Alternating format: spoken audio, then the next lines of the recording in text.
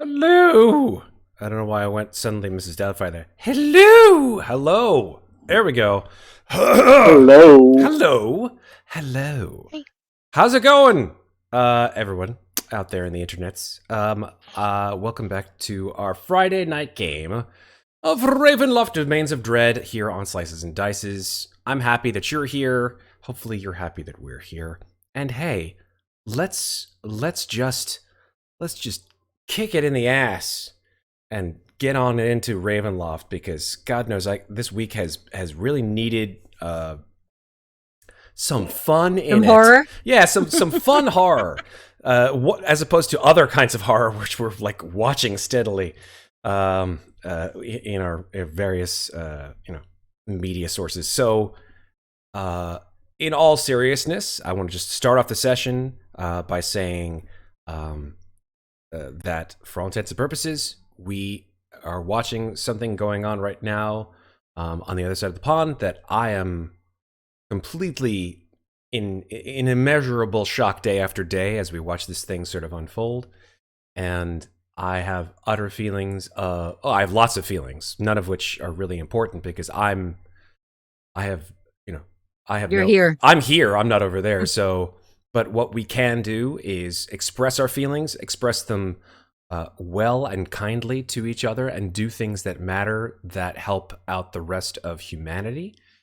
And for the sake of everyone, just try to be a kinder people and do what you can to make that happen. Yeah. That's what I have to say about that. That said, time to play some Dungeons and Dragons. Make us jump into the world, away from this world, into another one. Are we ready? Bye, kitty. Bye, kitty. Cat. Your cat Bye, wants kitty. to get involved? Okay, that's fine. Cat attack! Cat attack. Say hi, Brutus. Cat's hi. like, don't Hello. put me on stream. Don't. I what? What? Cat. Did you not want to be here? Did you not want to be here? He actually seems relatively nonplussed right now. It's okay. There you go. I can't tell with cats. Actually, Dogs, that was I can the tell. wrong. That was the wrong meaning of nonplussed. He actually doesn't give a shit. So I guess he's plussed. He's sort of like Hey. he's just Hi. a null. Hi. He's a null value. There you go. Sorry, that was a giant nerd joke. Okay, That's not a mad. He's just very vocal. He yells when I pet him. He just likes to yell. Isn't that right, buddy? cat yells. That's cool. He Works. does. All right. Let's begin with a recap that this time I actually did this week, so I'm happy to Hey, look at you. explain what has happened previously on Domains of Dread. So, welcome back. As you all remember, you've been hired by the great detective Atlantic Ray to help find Radaga, a powerful and wise seer and leader of a group called the Order of the Guardians, which purports to be a group that aims to understand, investigate, and defeat evil wherever it resides here in the Domains of Dread. Radaga has thought to have been potentially kidnapped or is on the run from nefarious forces. After investigating her abode, you found a note from an unknown source that suggested that she had indeed been brought out of the land that you first encountered, Dementliu, to another domain. This led Atlantic to think that perhaps clues to Radaga's whereabouts might actually be found in her home, or her previous home, I should say, where she was first born and brought up. That the village of Amherst, which is in the wooded domain of Kartikos. So you all traveled there through the powers of Cabe Whippoorwill, who stated that they would retrieve you through the mists in 4 days' time. And after a harrowing journey through the mists, you all came within sight of the town, a walled village in which a boisterous and rather vocal population could be heard. Moving into the village proper, you were shocked to find that one of the villagers, a miller's daughter by the name of Xandra, seemed to recognize Muadnhait as someone who she called Vaska. Xandra then took you all to meet the leader of the village, the Meister Singer, Ivan, and he stated that he would help you find Radaga, but he asked for your aid to solve 2 recent apparent murders in the village.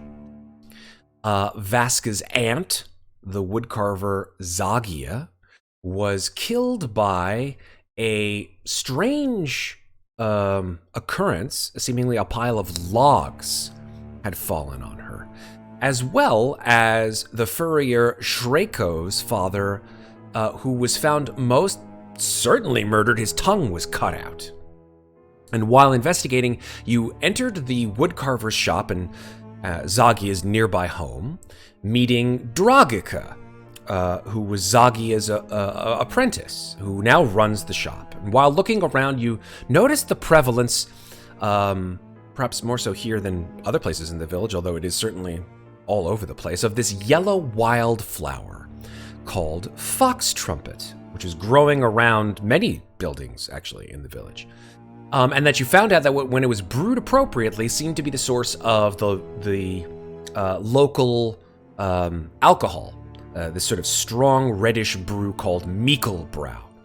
And some of you had the opportunity to sample Mikkelbrau later that evening at the local tavern, the Grinning Fox Inn, with shall we say, a wide spectrum of after effects.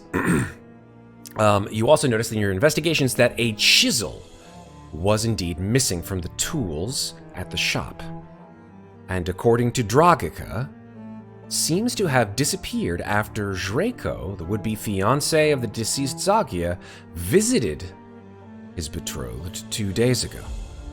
That evening, you encountered an odd, mask-wearing individual in a black cloak, who, upon seeing Mikmick, heaving his guts outside after drinking this Mikkelbrau, retreated back into the village. And when Mikmick attempted to follow this figure, they swiftly disappeared into thin air, it seems. So, that said, you all decided to take a respite at the Grinning Fox Inn, and as you did, the camera panned outside to a figure tracking towards the Grinning Inn in the middle of the night, a chisel in hand. And that is where we begin tonight's story. So, where you are right now is the Grinning Fox Inn. I'm going to go ahead and assume that the inn itself has 4 or 5 rooms, actually. We're all in separate rooms. That was going to be my first question. Absolutely, yes. Unless you specifically wanted to sleep in a single bed together, that each of the rooms in an inn, you all can choose your own rooms or choose to sleep, in the same room or on the floor, what have you. But each room has a single bed. Many of the rooms have tubs. There is no tub in the inn itself. Okay. There is a wash basin and an outhouse outside of the inn. Well, then I'm in a bed. Do any of the rooms have coffins? Man, you guys have the weirdest sleeping arrangements. I don't know. It's weird. By the way, thank you, Bartmus Brave, for giving a PC inspiration from your channel points. And it will be for Mikmick this evening. And there was also a common Taroka. There was? I missed it. It was so fast. Ooh, I get a Taroka? Yay. From Muadnhait. Muadnheit gets a common Taroka deck pull. Okay. Ooh, I haven't had one yet. That's correct. JF Messi from says... From our friend JF. Thank you, JF. Yes, I haven't hit her with one in a bit. Hit me with something good, baby. So when we get on the map screen, we'll take a look at those common Taroka pulls. Okay. So... I guess I'll ask the question, do any of you want to sleep in the same room with one another? Well, Mikmick was going to be staying up the night just down in the main tavern, just chilling. So you're going to stay in the main tavern after they've closed. Yeah. Just chilling. Just chilling. Yeah. Okay. Fine. So you're not taking a long rest. Not taking a long rest, no. You're just going to stay up all night. Yep.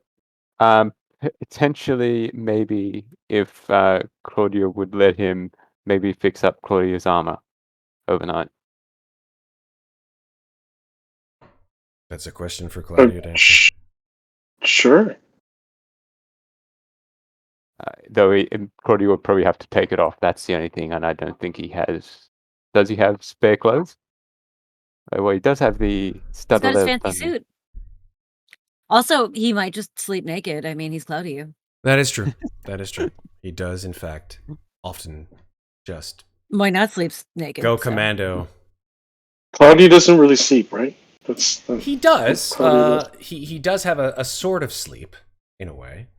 Let me just check your character sheet and see how that's dealt with mechanically.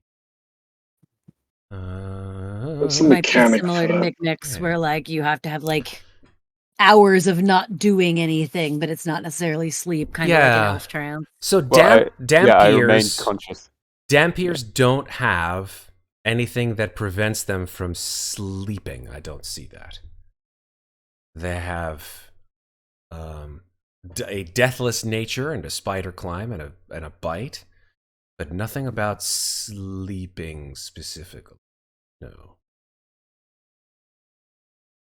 There you go. I feel like wizards would never make a character that just didn't need to sleep to get a long rest, because that would be kind of broken. Whoa! What was that? That was a yawn. Elves don't sleep. Oh, Well, they no, trance. no. They still have to. Yeah. They still have a thing they have to do. yeah, you're Yeah, not. for 4 For 4 hours. hours. You're not an Yeah. elf. though. You're not No. an elf. Okay. All right. Uh, Cool. So, Amnestria, what's your choice? I mean, I imagine she probably went upstairs. But I mean, after her 4 hours are up, she'd probably go down to the tavern. Okay. I would say she probably turned in early. She wasn't really feeling all the hustle and bustle of the tavern anyway, so. All right. Cool.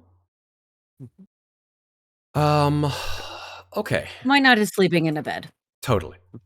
All right. Not super happy about it, but sleeping in a bed. It's uncomfortable. It's very sort of stiff. There's lots of pressure in places there shouldn't be pressure. Yeah, it's not the greatest, but yeah, she's doing what she can. She's having an uncomfortable night's sleep. Understandable. Okay, cool. Let me think. Mikmick, if you're staying up all night working on Claudiu's armor and you're, down in the inn, I'm gonna say that the innkeeper who's like, sees Amnestria come down in the middle of the night and is like, we've cleaned up. We don't. Bar's closed. That's fine, I don't drink anyways. I'm not going to be drinking anything. I'm just going to be working here. Just fixing up this old armor. I mean, I can't stop you. Clearly, I'm just saying I'm heading up to bed myself. So, I'll get a good one. Yeah, I mean, we don't lock up here in Amherst, really, per se. So you're free to come and go as you'd like. I mean, you've given us your silver for the night, so it's your choice. Well, you should look up, because there's a murder about. We've heard about that. I think that the innkeeper, who hasn't introduced himself to you, as you're sitting there, just as the night begins to sort of get long, the innkeeper says, listen, I think that this whole murder thing is a big ploy. I don't necessarily believe there was an actual murder. I think that I mean, Satori was a good man. I just think that maybe I think the animals got to him. You think the animals ripped out his tongue? It's a distinct possibility. I've seen them do worse. Left the rest of him perfectly fine. Yes, that makes sense. That does seem a little strange. Yes, normally wolves. Maybe he bit his own tongue off. That's a Who knows? possibility too. I've seen that happen. People biting their own tongues off, eating strange foods. But murder, I mean, we've never had a murder here in Amherst, so I don't really see that as a plausible. Well, what's his face totally disagrees with you. What's his name? Meister Singer I forget Ivan? his name. Yeah. The Meister. Meister the Singer. Master. Yeah. Yes. Yeah, Meister Singer Ivan, yeah. Nice guy. Beautiful singing voice. Fine teacher of the arts, especially music. I mean, I can quote you the Modesty, but sometimes ideas a little outlandish. Well, I mean, the Meister Singer is a playwright. They do have a habit of overemphasizing things. What if they use the German word for master? Lots of weird things in Ravenloft, Alex. Yeah. It's just Everyone, very strange. everyone in this town has a Slavic name, but they use the German word for master. Who It's the hell? just, Yeah. it's one of these things. It's like, let's just take everything from every Like, what's European the Slavic word for master? I was literally just about to Google that. Hold on. That was my Google. Right there it is. Or the Russian word or the Bloodlets. Ukrainian word. Oh, there you go. Yep. It's not Ukrainian, it's Russian, but Vladlits. Or Vladilits. So Meister was probably easier to say. So Floodlights, Singer, and yeah. Okay. Yeah, he says, listen, feel free to come and go as you please, and have a lovely evening. I'm heading up to bed. It's actually, it's Meister in Ukrainian, so there you go. Before you go to bed, actually, could I ask for something? Yeah, absolutely. Just a cup and some hot water. A cup and some water? Some hot water. Hot water. Oh, well, certainly, of course. I'll be right back. She also wants a slice of lemon if she's a 65-year-old woman.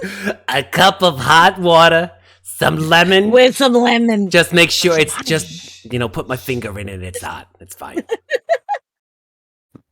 Sorry. Too many years working in restaurants. Yeah, so he comes back about 5 or 6 minutes later. You hear, as the kettle boils, obviously. And then a nice cup, a nice ceramic cup, little yellow flowers painted on it. Slides it across the table to you. I pull out the tea I have and I give him a silver. His sort of eyes go wide for a second. He's like, I mean, it's just water. And you were kind enough to make it for me, so At the end of shift, so you didn't have to. You are a generous soul. And he takes the silver and he pockets it. And then he says, a pleasant evening. And he lights a candle and heads upstairs to his room in the inn. Mick and Amnestria, you are in the inn at night. and seeing that there's a bit of silence just as both of them are just sitting at the table, just in silence, Mikmick will try and break the ice and say, so, Amnestria, where did that name quietly. come from? That I've not heard that kind of name before. You're asking me where my name came from? Yeah. Like, was it named after somebody or? Well, no, it's a long story. Well, we've got a few hours before the other two wake up, so we've got time. Just sort of holds up her hand with her finger, points to the ring. Well,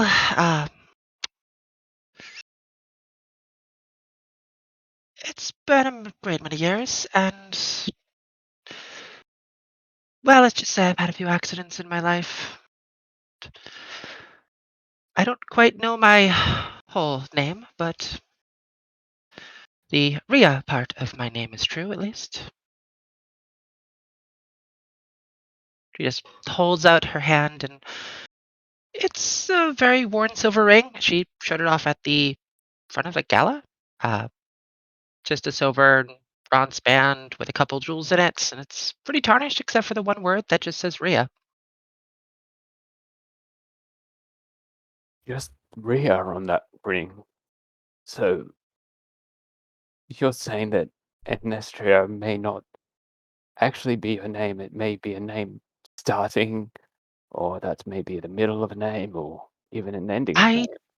really don't know. It's but the Oh, sorry. Amnestria, the Yes, like Amnestry part is a funny enough story, I suppose.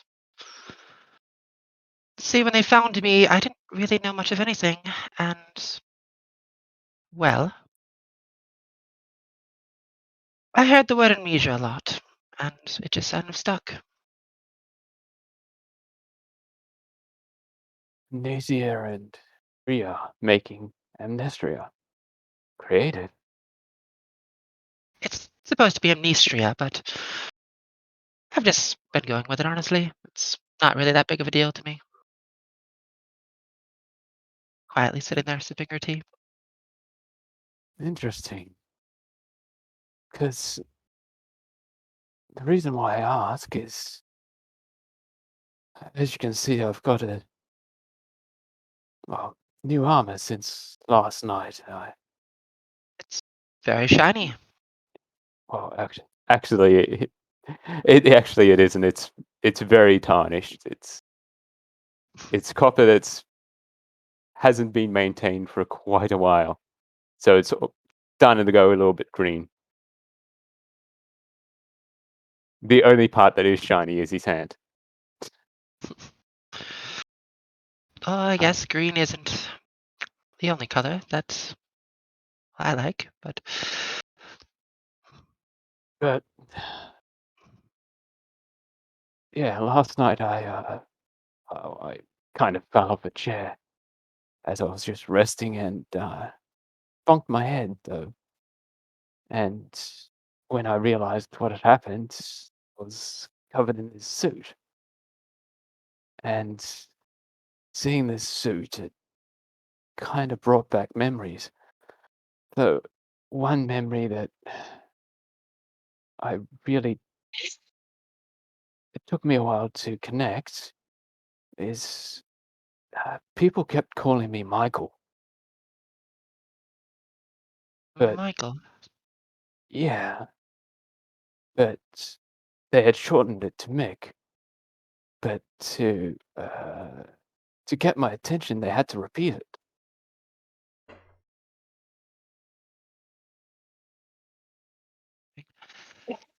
And I think that name just stuck.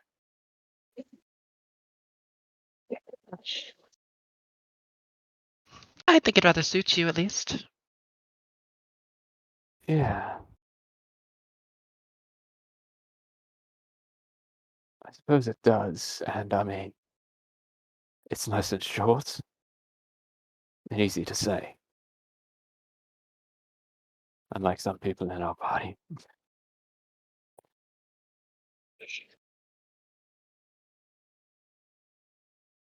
Was there anything else you wish to ask of me?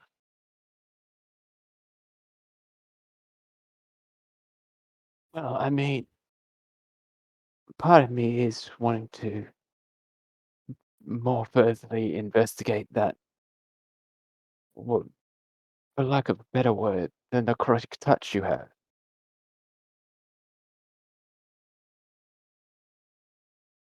Goes silent for a moment, and a little looks at her tea and swishes it around in the cup. And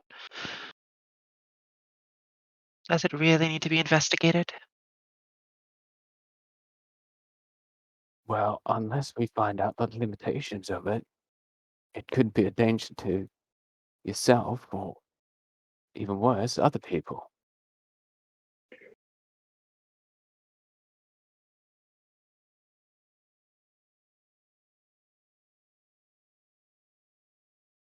But And how exactly would you propose we investigate this?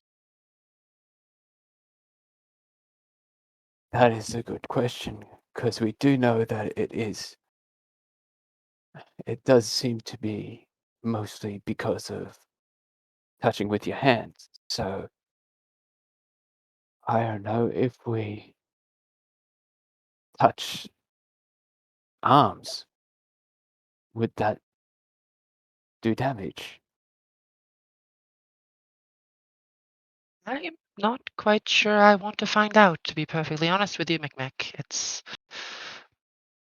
not really interesting or amusing to me to physically hurt one of my comrades. I can Actually, see quite that. scares me. Yeah, I saw that last time we interacted. And I mean, I don't want to put you through that again.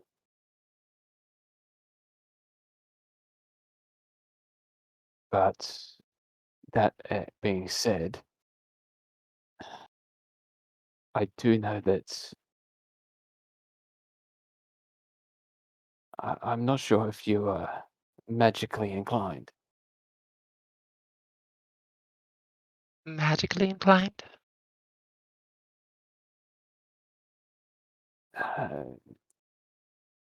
Because I know that there are some magics that required you to touch somebody. And if you ever needed to do that, I wouldn't want you to, I don't know, maybe try and heal somebody, but instead of healing, you do damage. I can't heal people, Mikmick. It's not within me to heal people. I've only ever caused death. So in a sense, this isn't all that surprising.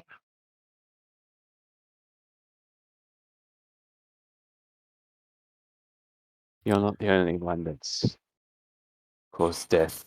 I can tell you that right now.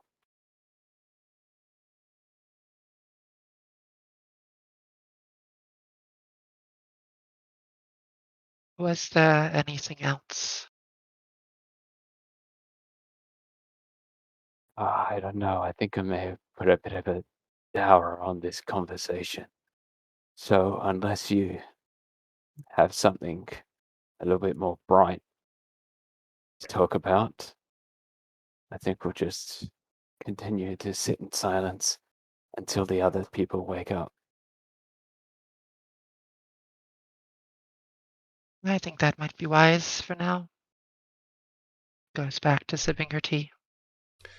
Amnestria, Yes. did you take your 4 hours of sleep? Yes. You tranced already Provided before that. you came down. Yes. Yes. Okay. Gotcha. In your room upstairs. Correct. Cool. So then, Mikmick, because you do not take a long rest, unfortunately, you will suffer one level of exhaustion. Yeah. So you spend skill up checks to the extent. Yeah, that's a disadvantage on disadvantage on skill ability checks. Yeah, ability Yep. checks. Yep. Ability checks. Okay. Yep. So the morning comes, Mikmick, you've worked all night on Claudiu's armor.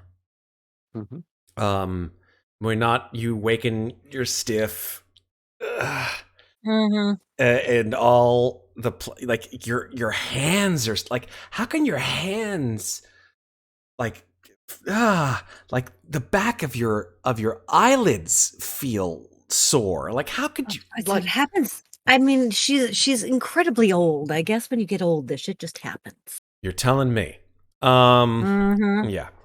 Amnestria, you watch the skill of Mikmick actually as he takes Claudiu's armor and improves it, makes it perhaps a little bit more refined. And the craftsmanship that Mikmick utilizes with his tiny little gnome hands and the speed belies the fact that he is clearly just beyond tired. You see his eye getting a little like watery, a little like driplet of tear comes down. He wipes it away.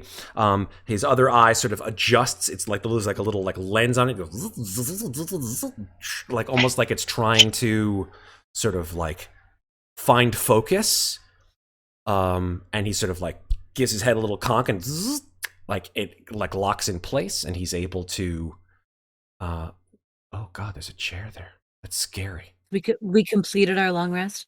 You did complete your long rest, yes. Oh, wow, nobody attacked us. Sad face. Oh, I didn't get to use my tail from beyond. I was hoping to do something cool, but say lovey. Yeah, that's true.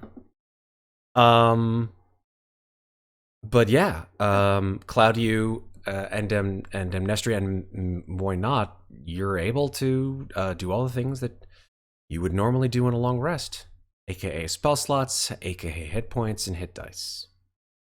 Question, actually. Would we like to do my tarot card as a dream right before Let's I wake up? do that. Hell yes. Thank That's you, a good sir. idea. That's a great idea. I thought so. I feel like fun flavor. Fuck yeah. Let's do it. All right. Let me transition to the map. Shazoom. And let's pull on our tarot, or I should say tarocca, card for the day. Here we go. This works. Well, it might not be for the day. It might be just for now. Who knows? All right. It is the Anarchist. Ooh, it's not showing up on the map screen that I'm on. Oh, that's strange. Oh, that's because you are...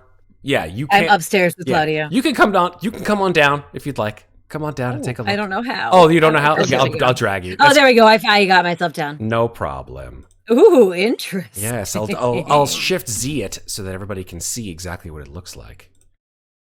The Anarchist. Anarchist's cookbook. Yeah, she definitely wants to watch the world burn. I know, but it's actually funny to see what the meaning of the card is. Yeah. It's a fundamental change brought on by one whose beliefs are being put to the test. Which is so fitting right now. What does this No, mean? right? What does this mean, Matt? The hell? Okay, here we go. The Anarchist. This is for Muadnhait. Muadnhait. If you choose to have this particular, just from mechanics, we'll get into the flavor in a sec. Yeah. For the next hour, you are under the effect of a protection from good and evil spell. What does a protection from good and evil mean? It's been a while. Here we go. Protection from good and, or actually from evil and good. That's the actual name. Protection from evil and good. You will be protected against certain types of creatures, aberrations, celestials, elementals, fae, fiends, and undead. Protection grants the fact that several things. One, creatures of those types have disadvantage on attack rolls against you. You cannot be charmed, frightened, or possessed by them. And if you had already been charmed, frightened, or possessed, the target will have advantage on any new saving throw against that effect. That is what that spell does. And it lasts for an hour. See, the funny thing is, I feel like that would come in really handy when this festival happens. But we just woke up for the first hour of this day. I feel like that's a waste, and I don't want to turn this into a cursed card. Fantastic. So, Then I'll go with ahead and love say... to the person who gave it to me, thank you. I appreciate you very much. I will currently turn down this spoon. It goes back in the dick. Enrico. Back in the dick. Back in the dick. Back in the dick. Back in the dick. And if because I feel like that has the possibility to come up at a point in time when it would actually be exceptionally helpful for somebody. Absolutely. And the curse So version, that's player Sarah turning that shit down, because Muadnhait would be like, yes, give me all the things. But player Sarah is like, if that's the case, player Sarah is a team player.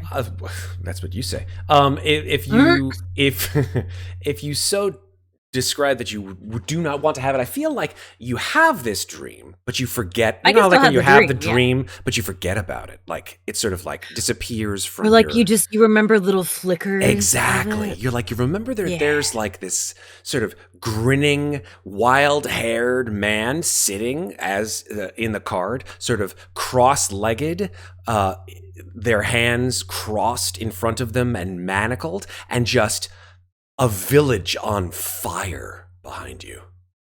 That's all And you given remember, is my that nuts- one vision. Given my aversion to flame, I feel like that's accurate that she would turn that down. Yeah, absolutely.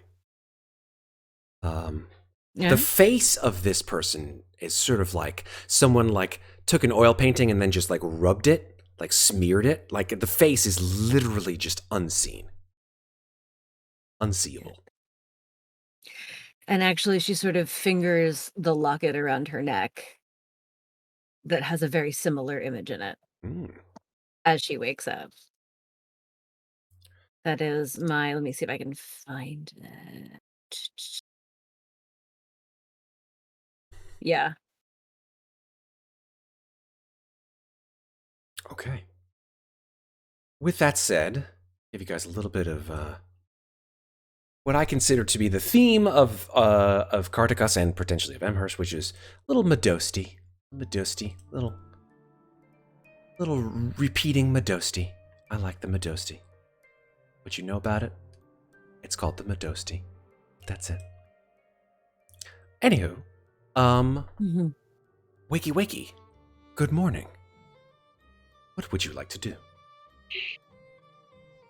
I did have a question, actually. Yeah. The cut on Amnestria's arm was really deep from how you described it. Does it still hurt? I would say that your hit points have healed, so technically the cut has healed over and scabbed over. It doesn't seem like it would need stitches for some reason, or any kind of sort of, putting your skin and muscles together for some reason. D&D magic. But I would say that there is an ache in your arm as you sort of finger it. Matt, what time of day did we arrive in Cartacus? I believe it was the early afternoon. So how many hours have passed since we arrived in Cartacus because of my thing that happened in the mist? I was just looking at my notes. Right. I would say it probably was... If it was mid-afternoon plus an 8-hour rest, like what time in the morning is it right now? Well, right now it's like break of dawn kind of deal. Like So it's like 6 a.m.? Yeah. So you probably have another 5 hours before it's a 24-hour period. I had a 25 hours, so 6 hours left. Okay. All right, cool. There you go. Thank you. Is it bright? Is it bright outside now? It is not bright. Is it sunny? The sun is filtered through the massive pine trees that surround the village, as well as the overcast clouds that surround this particular area. Right. So you're good. All right. I'm good. What do you want to do, folks? I would like to take a sip of my special wine. You do that. It's, hair of the dog. I assume we come down for the morning. Yes, you do. The innkeeper is there. Offers you breakfast. I ask if he has any fresh fish. Unfortunately, Amherst is not too very close to any bodies of water, including lakes, rivers, streams, rivulets, what have you. So the majority of the fare that you find is sort of wheat and oat-based, berries, Anything green? fruits. Anything green for breakfast? No, I mean eggs, bacon, probably. Thereabouts. No green vegetables at all in this place. I mean, there are definitely vegetables, just not breakfast necessarily fare. I don't give a shit if it's breakfast. I just want green vegetables. If you ask for it. What is breakfast? That's true, right? Why do you separate your meals? Protein? You eat what is provided. What is that? Is that an egg? Okay. Yeah, I mean, if you ask for it, he sort of This gives. talk is making me hungry. I'm sorry. I mean, I have food here too, so I'm looking at it as I'm saying it too, because you're like green vegetables, and I'm like, there's a salad right in front of me. I'm really hungry. I'm gonna go get nuts. Go ahead, go get your nuts. I have wanna my get Friday nuts? pizza. I'm good. Sorry, I just watched the 1989 Batman. It's like, you want to get nuts? Oh, nice. Let's get nuts. Yes. Favorite Batman still to this day. Amen. Forever. So yeah, the I guess let's see, what kind of green vegetables? Probably like peppers, squash, Something spinach. leafy. Yeah, They spinach. live in They a have fucking spinach. Forest. Yeah, Okay. they live in a fucking forest. Yes, spinach. Might not have some leafy. Might not have some leafy greens, Mm, and perhaps might tip a bit of salt into her tap water, sure. into her well water. Ugh. Just Um, imagine you're taking the cap off of the salt shaker. Just like before you get it. it's one of these things.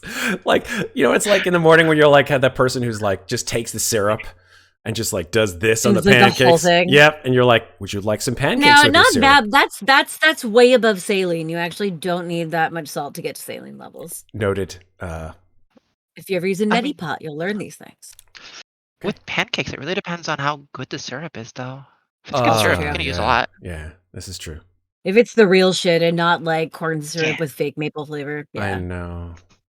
Mm. Sad face. All right, so Okay.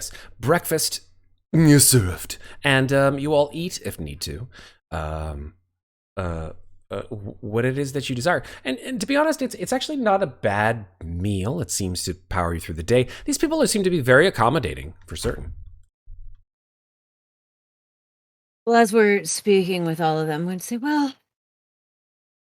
it seems to me that if we're going to figure out what the hell is going on and perhaps get some more insight into why everyone here seems to think I'm Vasca, or just who the hell Vasca was and why she disappeared, should maybe speak to Zreko. It seems that though he was engaged to my aunt, he also seemed to have had some sort of romantic entanglement with Angelia the baker. And funny enough, while we were in the room of, I have her name in my notes so that I'll say it properly. Where did it go? Ah, shit. I can't find it. Who are you talking about? I'll help you out. The apprentice. Dragika. Wedding apprentice. Dragika. Well, when Mikmick and I found Dragika's bedroom, she had books not only on furs, which would be Zreko's line of work, but also on baking. So it seemed that, for whatever reason, Dragika was interested in both of these individuals. At first, I simply thought that perhaps she was interested in Zreko, hence looking up on his profession, but now knowing that he was entangled with a baker, I'm extremely curious as to why she would have such reading material in her room when she herself is a woodcarver.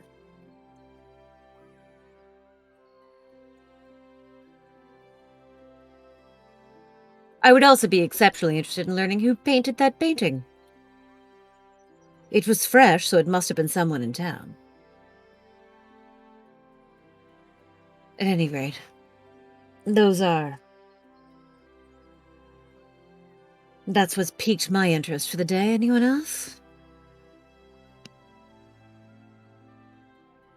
Move to living room. Thank you, Alex. Like, he's moving all through his house. I'm gonna find like a conscience so they don't fall No, asleep because the thing doing is like, you are doing a great job, Alex, and we appreciate you. All right. Amnestria Mikmick, anything to add? Well, we can always go and talk to the Meister again, see if maybe he's found some leads on Radaga's home. Or we could just go looking ourselves. I'll tell you what I'll do He for you. strikes me as I will fairly useless. I will put you guys, just as a reminder of all of the different places within Amherst. I'll put you on the Amherst map just briefly. Nice. Good, we can make some notes. You can make some notes on the map. Okay. All right. So here's the map of Amherst. Let me just zoom on out. So this is where we find I will. You guys can type or write whatever you want to do. That's the great thing about Roll20. You can make as much notes or as few as you'd like.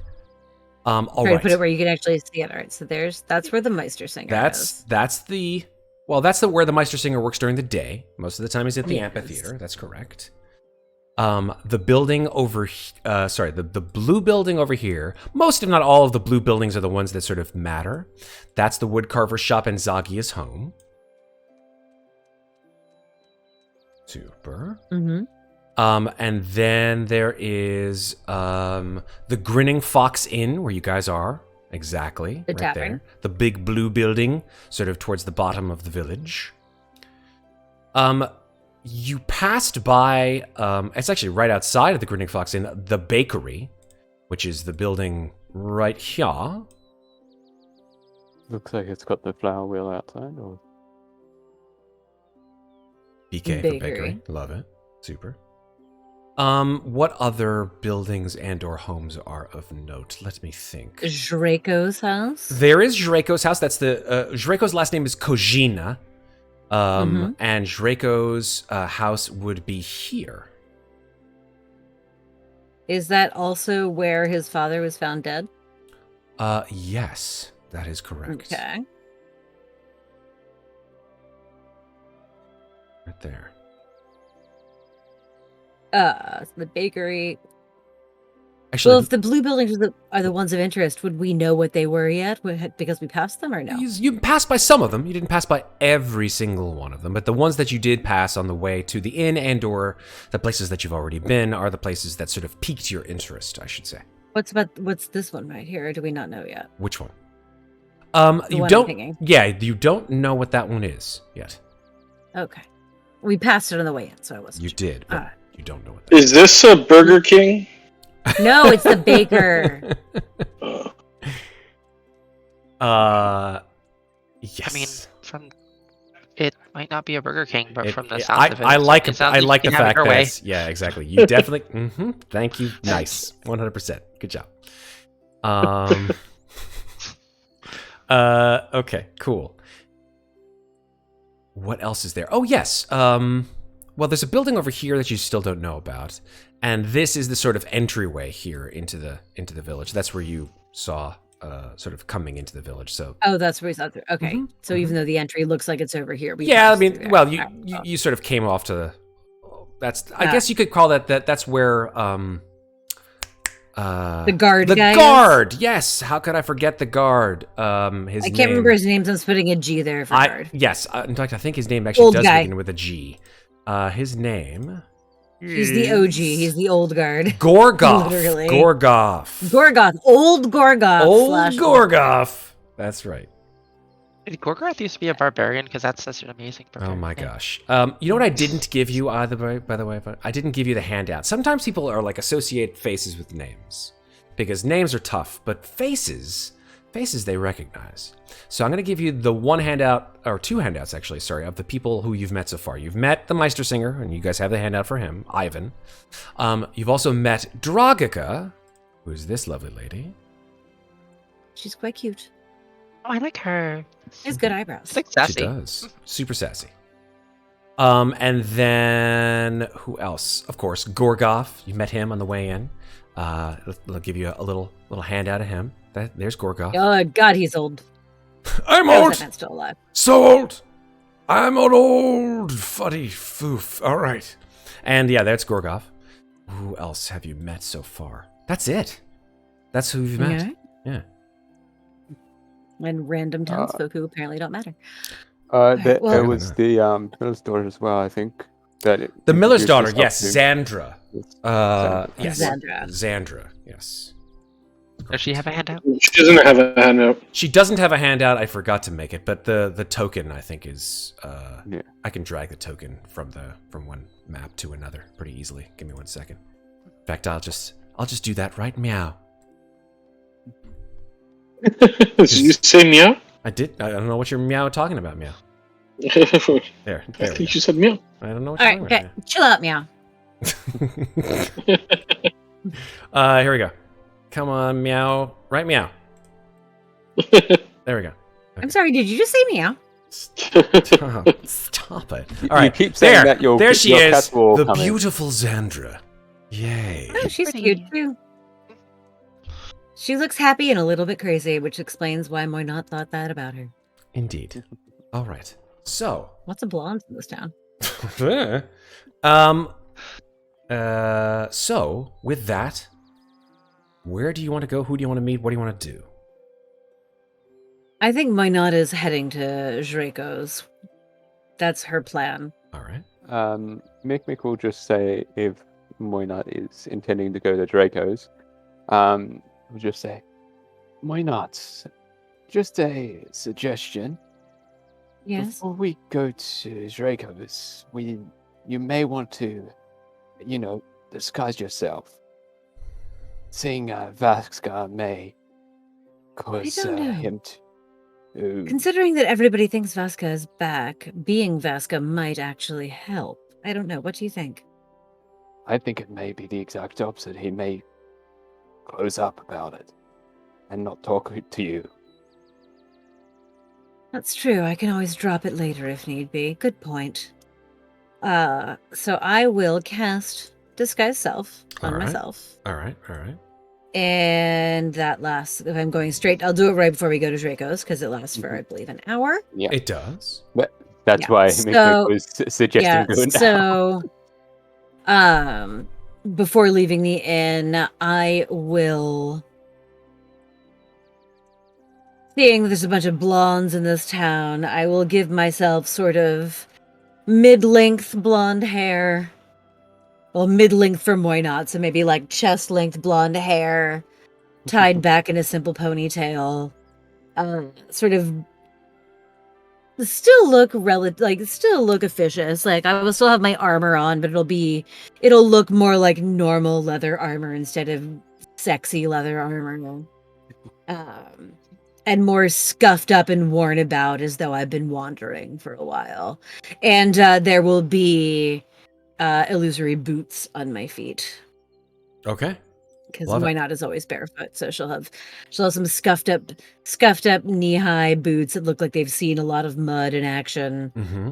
Okay. Without actually being caked in mud, but they look like they're very worn in. She's been around a lot. So she's wearing beat up leather armor, worn boots, maybe like a respectable but travel worn cloak. The horns are gone, you can't see them. Like maybe one her- of Amnestria's forms. Her face is a little bit fuller. She doesn't look as slender. Maybe ever so slightly more plain, a little less If you attractive. could cast her, who would you cast her as? Think of an actor who you would disguise yourself as. Naomi Watts with brown eyes. Nice. Love it. I immediately, like that image, boom, in my head. Fantastic. Yeah, I think that works really well, Cool. actually. Fantastic. But not Australian. But not Sorry. Australia. That's okay. It's like side eye. Mostly because I don't want to do a terrible Australian accent. My Australian accent is not good. We'll work on it.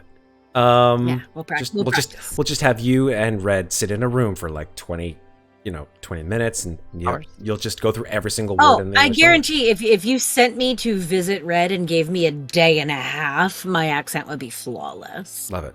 Fantastic. I just need to be, as soon as I get immersed in it, I do it without even trying. It's just the way I operate. By the time I left England when I was living there, no one believed I had an accent anymore. I just, not on purpose, because I never actually, I never put on a fake British accent, but I just adapted enough It happens. sounds. Yep. Yeah, it's always. I go to Missouri to visit one of my best friends, and within 2 days, people are like, "What the fuck do you mean you're from New York?" Yeah, it's weird. So you're a chameleon of accents, is what you're saying. You are. I am. I'm you're an Meryl Streep. I call myself an accent sponge Accents. because I soak up whatever accent is around me. Hashtag accent sponge. Okay. Hashtag accent sponge. Okay. So Anyway, yes, I will continue speaking like Moynat, but I will look very different. love it. Amnestria, Mikmick, and Claudiu. It seems like the plan that Moynat has is to disguise self and to go to visit the Kojina abode. Mm-hmm. Do you wish to follow? I just really want to know how to spell Kojina. Kozina. Oh wow, that's way simpler than I thought it was going to be. It's Russian and not Polish. I guess that makes sense. Amnestria, Mikmick, Claudiu. Choices. We're following. Following? We're following. Superb. Amnestria's gonna go with her too. Okay. All right, so you guys can move yourselves on over to that big old blue house. We're not on this map right now, so. Oh, you're not. Oh, there we are. Yeah, you are. No, We're there about we are. seven. Now I see us. I was looking for us in the wrong place. There you are. There you are. Z for Kojina. Oh. Ah! Damn it, Amnestria. Sorry. Oh, Been there. This is what I got. Just drawing shit on the board. You're like, I'm just going to Sorry. draw. I got it. You just walk through the buildings. Just Assassin's Creed He it just through. climbs up on the roof. It's fine. It feels like John Madden. What you want to do is you take your quarter and bam, there it is, right First you there. go here, then you go there, and then you do this, and then you circle. Oh God, this is not what we want to do. We want to stay I'm away gonna from this. delete them now. It's fine. Thank you. Wait, actually, how do you do that? I don't know how. How do you draw on To the delete board? or to draw? No, how do Yeah, you how to delete what you delete. draw? Oh, you don't. Oh, I do. I do. Oh, Okay, I thank do. you. If welcome. you want to do it yourself, go back to the regular select arrow, Wherever you draw put it. a big square, and highlight whatever you drew, and then just click delete on your Yeah, keyboard. exactly. Oh, Most of okay. the time, I end up doing it because these The jokers same are way. like, I don't know if you've ever like. I've played many characters that have like a huge animal army, and if you want to select all of you at once, you can just draw a big square, and then you can move all of you with a single arrow drag. I did not know that. lessons about Roll20 from Sarah. Go. All right, so I keep playing characters that have way too many animals. this is true. Okay, so you move through the early morning. It's a beautiful day in Amherst. As you move outside the inn, you are immediately sort of struck by the fact that there is a group of villagers who are all sort of huddled together, staring at the outside of the inn. One of the walls of the outside of the inn. I would like to turn around and see what they're looking at. You turn around, sort of having to sort of like peek over their heads or sort of scooch through them a little bit, and carved into the wall of the Grinning Fox Inn is one word. Leave. Oh.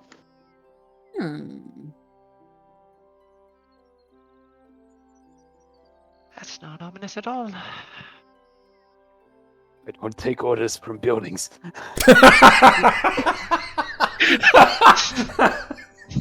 Yeah, that's okay. That one got me. Moynat looks at Mikmick and says, I don't think the building put it there, Mikmick." Sorry, that's so dumb. That's so funny. Why? Ah, Lord. Okay, I'm gonna stop. I think that would need to be clipped. Maybe. Amnestria is going. Amnestria is going to approach the carving that says "leave." She's going to take out her dagger. She's going to add to that. Okay. She's going to Everyone make it watches so you it as says- you like take out your dagger, and everyone's like, "Oh, maybe she doesn't want to do it."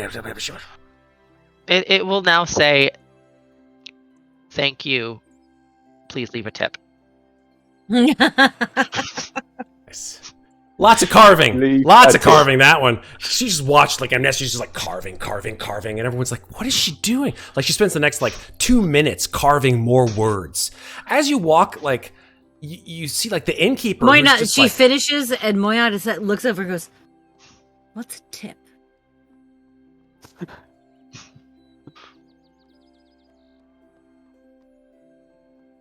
innkeeper sort of looks at you carving into the side of his inn, and he's like, "You gonna fix that?"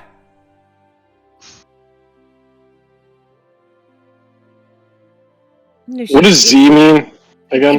It was a nasty message, and now it appears to be a pleasant one. Z is Sarah's marker for Exactly. Kojina. For Drago. Draco Kojina, yeah. Yeah. But Did that's you what not I see say to the the message? innkeeper. I say, well, it was a nasty message, and now it is what I assume is a pleasant one. Exactly. So I think she did. We just need to wait for tomorrow for that to be run down again. Leave now. I'm going to go ahead and say, Muadnhait, make a persuasion roll. It's going to sort of be balanced out by the one of the fact is that Amnestria gave him a very nice tip last night, a single silver just for a thing of hot water. But the fact is the woman is just carving letters into the side of his flicking house. So 20. Okay. Fucking 20. Yeah, he's like, 7. I mean, she's not wrong. It is a very positive business reminder. I do believe she made the best of a bad situation. Yeah. I honestly took you as more of a glass half empty sort of girl, honestly, but so be it. She said that to me. Yes. I can say, well, fine, next time I won't help you. And then I'll just walk away. Amnestria, ruiner of relationships wherever she goes. Hello, I'm Mikmick. I'm here to... I hate you. Hello, I'm Muadnhait. I'm here to... Get away from me. Evil Bard does something helpful. Other character. What the fuck? Evil Bard. Well, okay then. Okay. Kind of still in a bad mood from Yeah. yesterday. Mm-hmm. Must have been that hot water. Okay, so... The tea apparently didn't help. I'm going back to that tea shop and telling her tea is shit. Take her tea away from her. Get it over and done with. Okay, the four Your of you tea move. is made of lies. You move to the Kojina residence, aka Draco's residence, one which he shared clearly with his father because his father was found dead there. And yeah, let's see if I can bring you to that particular house, if there is a map for it. Let me see. Excuse me, there's just so many buildings. Here we go.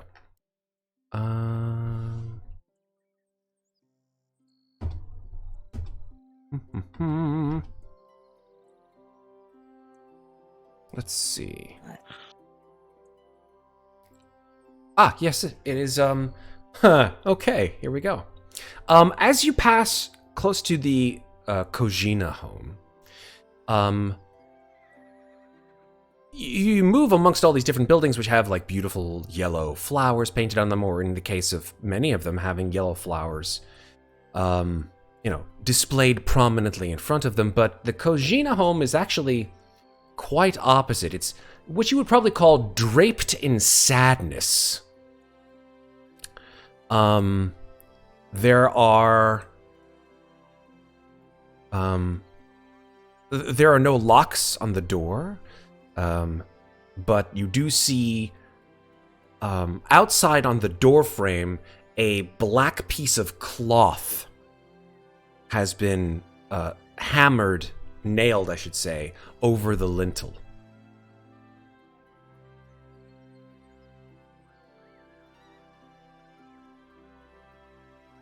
Black cloth has been nailed to the door. That's correct. Okay.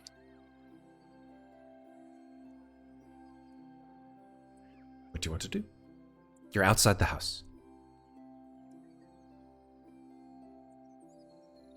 Knock on the door. Okay. Sure. Who is it? A female voice.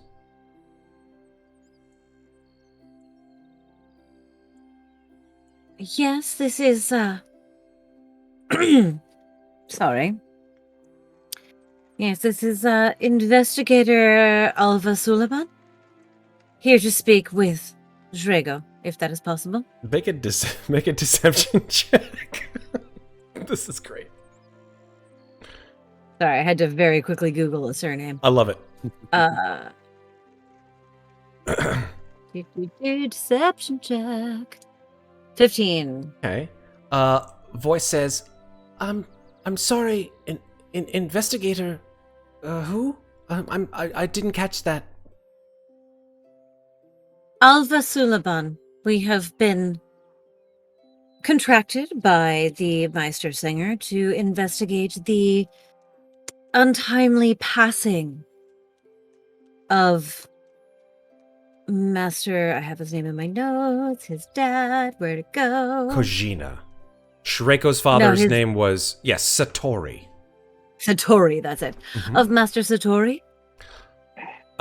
You hear and the door opens, and you see a sort of young girl with tightly held black hair, sort of put up in a bun, and she's these big blue eyes looking up at you, and she couldn't be more than probably like 14 or 15. And she like meets your eyes immediately, Moynot, and like then just sort of like stares meekly down at the ground and says, I'm so very, very sorry. Please come in, and the rest, I guess, as well. And she opens the door and just sort of steps back. She's wearing a very demure outfit, some kind of like perhaps a maid's outfit. Do not be alarmed, girl. We simply wish to speak to your master. Is Zreko in the house at the moment? No. He was here, but he is at the furrier's office. Master Zreko rarely stays here in the house, except of course to sleep. Oh, well, I'm terribly sorry for that. Then, 2 further questions. First of all, could you direct us, when we are finished here, of course, to the furrier's office? And second, I hate to trouble you. I know it must have been terribly difficult, but could you please show us to where Master Satori was found? Oh, well, she sort of pokes her head, looks around, and points down the road, not probably 30 or 40 feet from where you guys are, to this building right here, right across the way. And there are, in fact, sort of like, there's a window, obviously, it's, again, yellow flowers. But inside the window, you do see lots of stripped animal furs that are hanging in the window. He says, yes. And I'm sorry, is that... Yeah, no, I'm sorry, that's go the ahead. furrier's office and where the body was found? Oh, no, that you asked me two things. I'm sorry, I apologize. I'm sorry, ma'am. Yes, please continue. That's why. That's all right. Yes. The body. Yes. Well. We cleaned up the mess. Master Zreko told us to clean it up, but I don't know very much where the body was found, well, I found the body.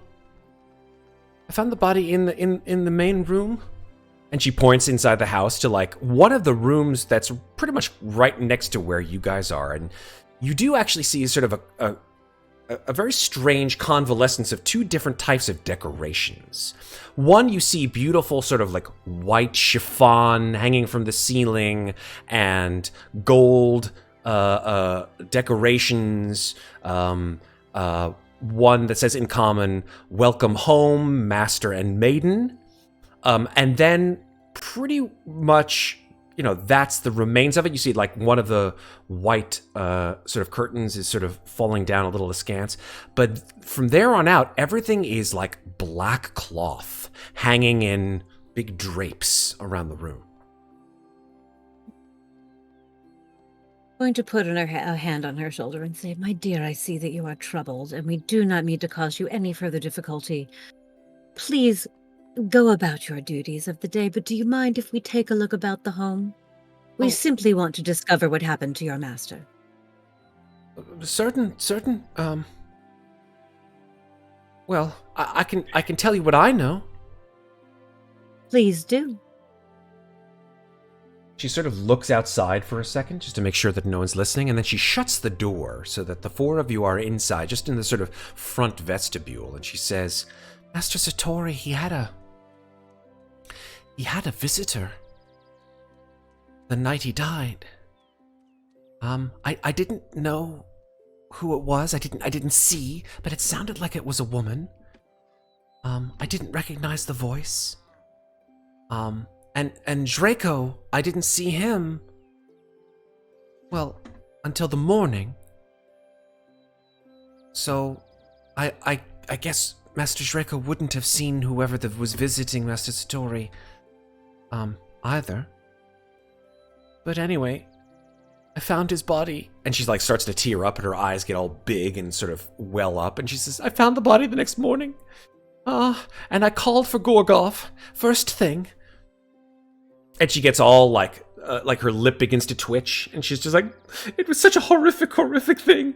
There was blood everywhere. I've never seen anything like it. And, Oh, my darling. I'm gonna put a hand on her shoulder. And she says, but I Excuse thought... me, what's your name again? Effa. What's your name? Effa. My name is Effa. Effa? Yes, Effa. Could you spell that for me, please? E-F-F-A. So what was the thing you were just about to say? I'm so sorry. The blood. I thought it was blood everywhere, but it turns out, that what I thought was blood was mostly just Mikkelbrow. All over his clothes. Mikkelbrow. Yeah. Could you spell Mikkelbrow for me, please? Mikkelbrow is what you drank last night, Claudiu. That's why you. Yes, I need to know what it's spelled like. I'm taking notes. Meekkeulbrau.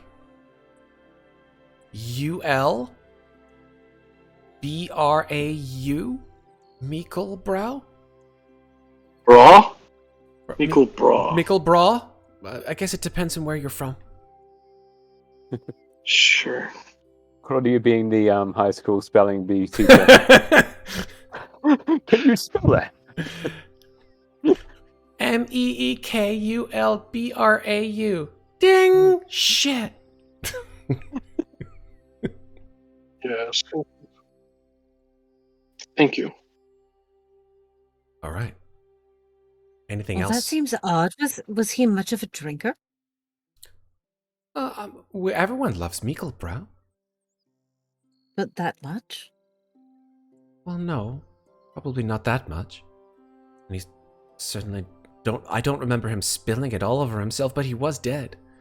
His tongue had... My darling, I'm sorry. I don't mean to make you relive this terrible trauma. Would you mind terribly if we took a look around before we go to visit Master Draco? That would be okay. Thank you. I did clean up much of... Of course you did, but you know, the trained eye will always find something. In the meantime, how about you go make yourself a cup of tea and simply collect yourself, yes? Very, very well. Thank you. And then she just sort of scuttles off inside the house.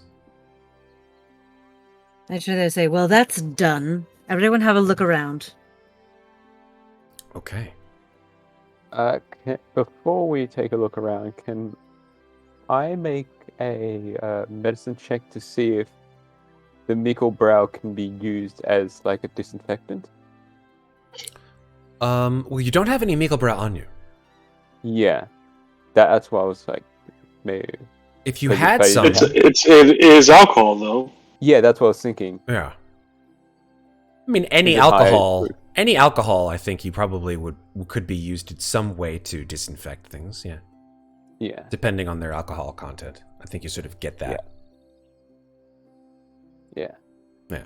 I want to go looking. That's currently what's going through Mikmick's head, is maybe the Mikkelbrow was used as a disinfectant, clean up wounds or something. Okay.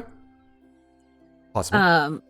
Moynat wants to go looking for. I rather want to go looking for Satori's either office or bedroom. Okay. A room that clearly belongs to him, where his personal effects would be. Okay. Let me see if there's anything about that.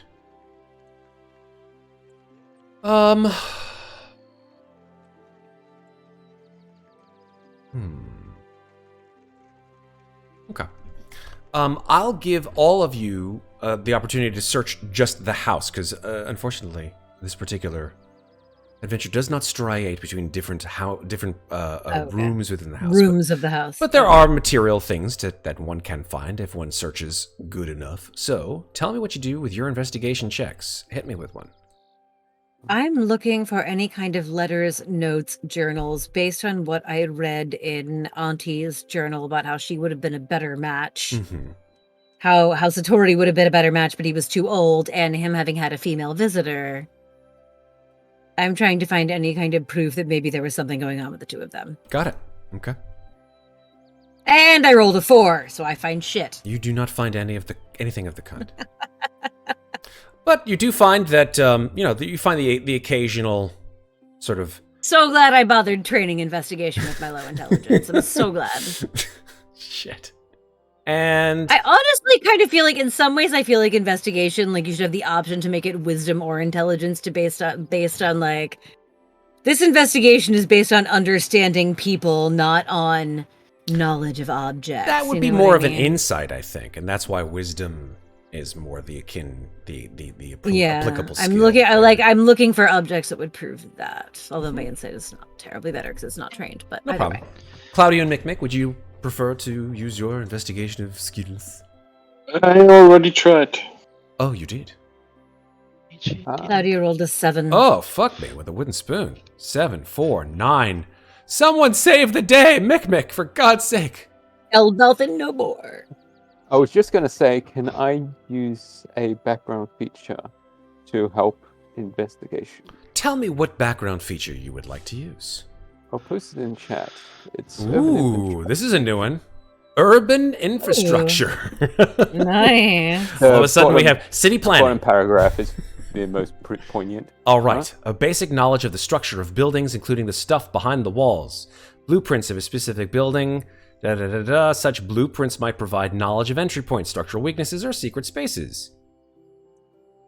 Okay. So tell me what you want to do with this particular feature. Specifically, find if there are any secret doors or areas that could be secret rooms. Okay. Yeah, I guess I'll give you advantage on the investigation roll if you're looking specifically for secret doors. Yeah. Okay, So that's a 15. So the good news is that it's a relatively small house. It has 2 floors. You're able to sort of spread out and search the place pretty well. Amnestria, Muadnhait, and Claudiu have sort of a little bit of difficulty looking through all the detritus that have to do with the wedding and the funeral, essentially at the same time.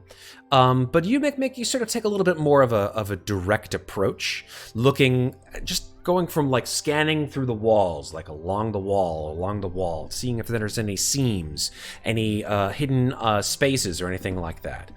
And it takes you very little time to realize that these walls are all solid. There's very little, if anything, hollow about them, and very, very simple in their overall construction. They're wood, they're stone, they're stucco, they're thatch. That's it. No secret entrances or exits from this house. Okay.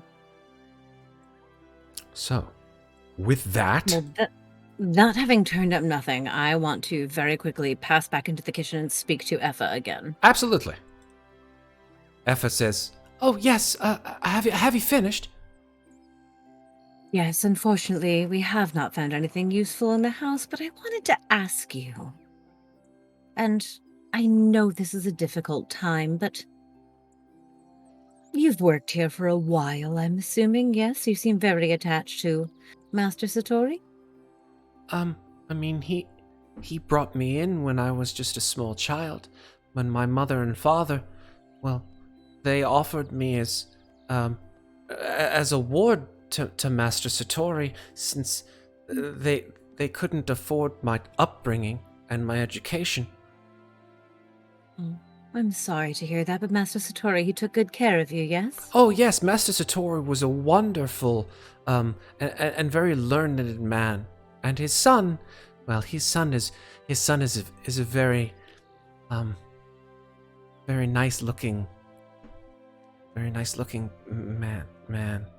You don't mind Very, me asking, very- just a Okay. quick interruption. Mhm. Why do you call him Master instead of Meister? That's a good question. Maybe I should call him Meister, but Meister is really reserved for the mayor, I guess you could call him, if you want to call him that, of the village, Meister Singer. Meister Singer Ivan Marek.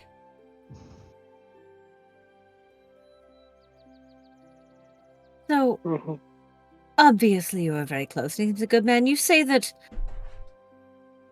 Master Draco is a very nice-looking man. I have yet to meet him personally, though I have heard that from others, but between you and me, I'm going to place a hand on her hand.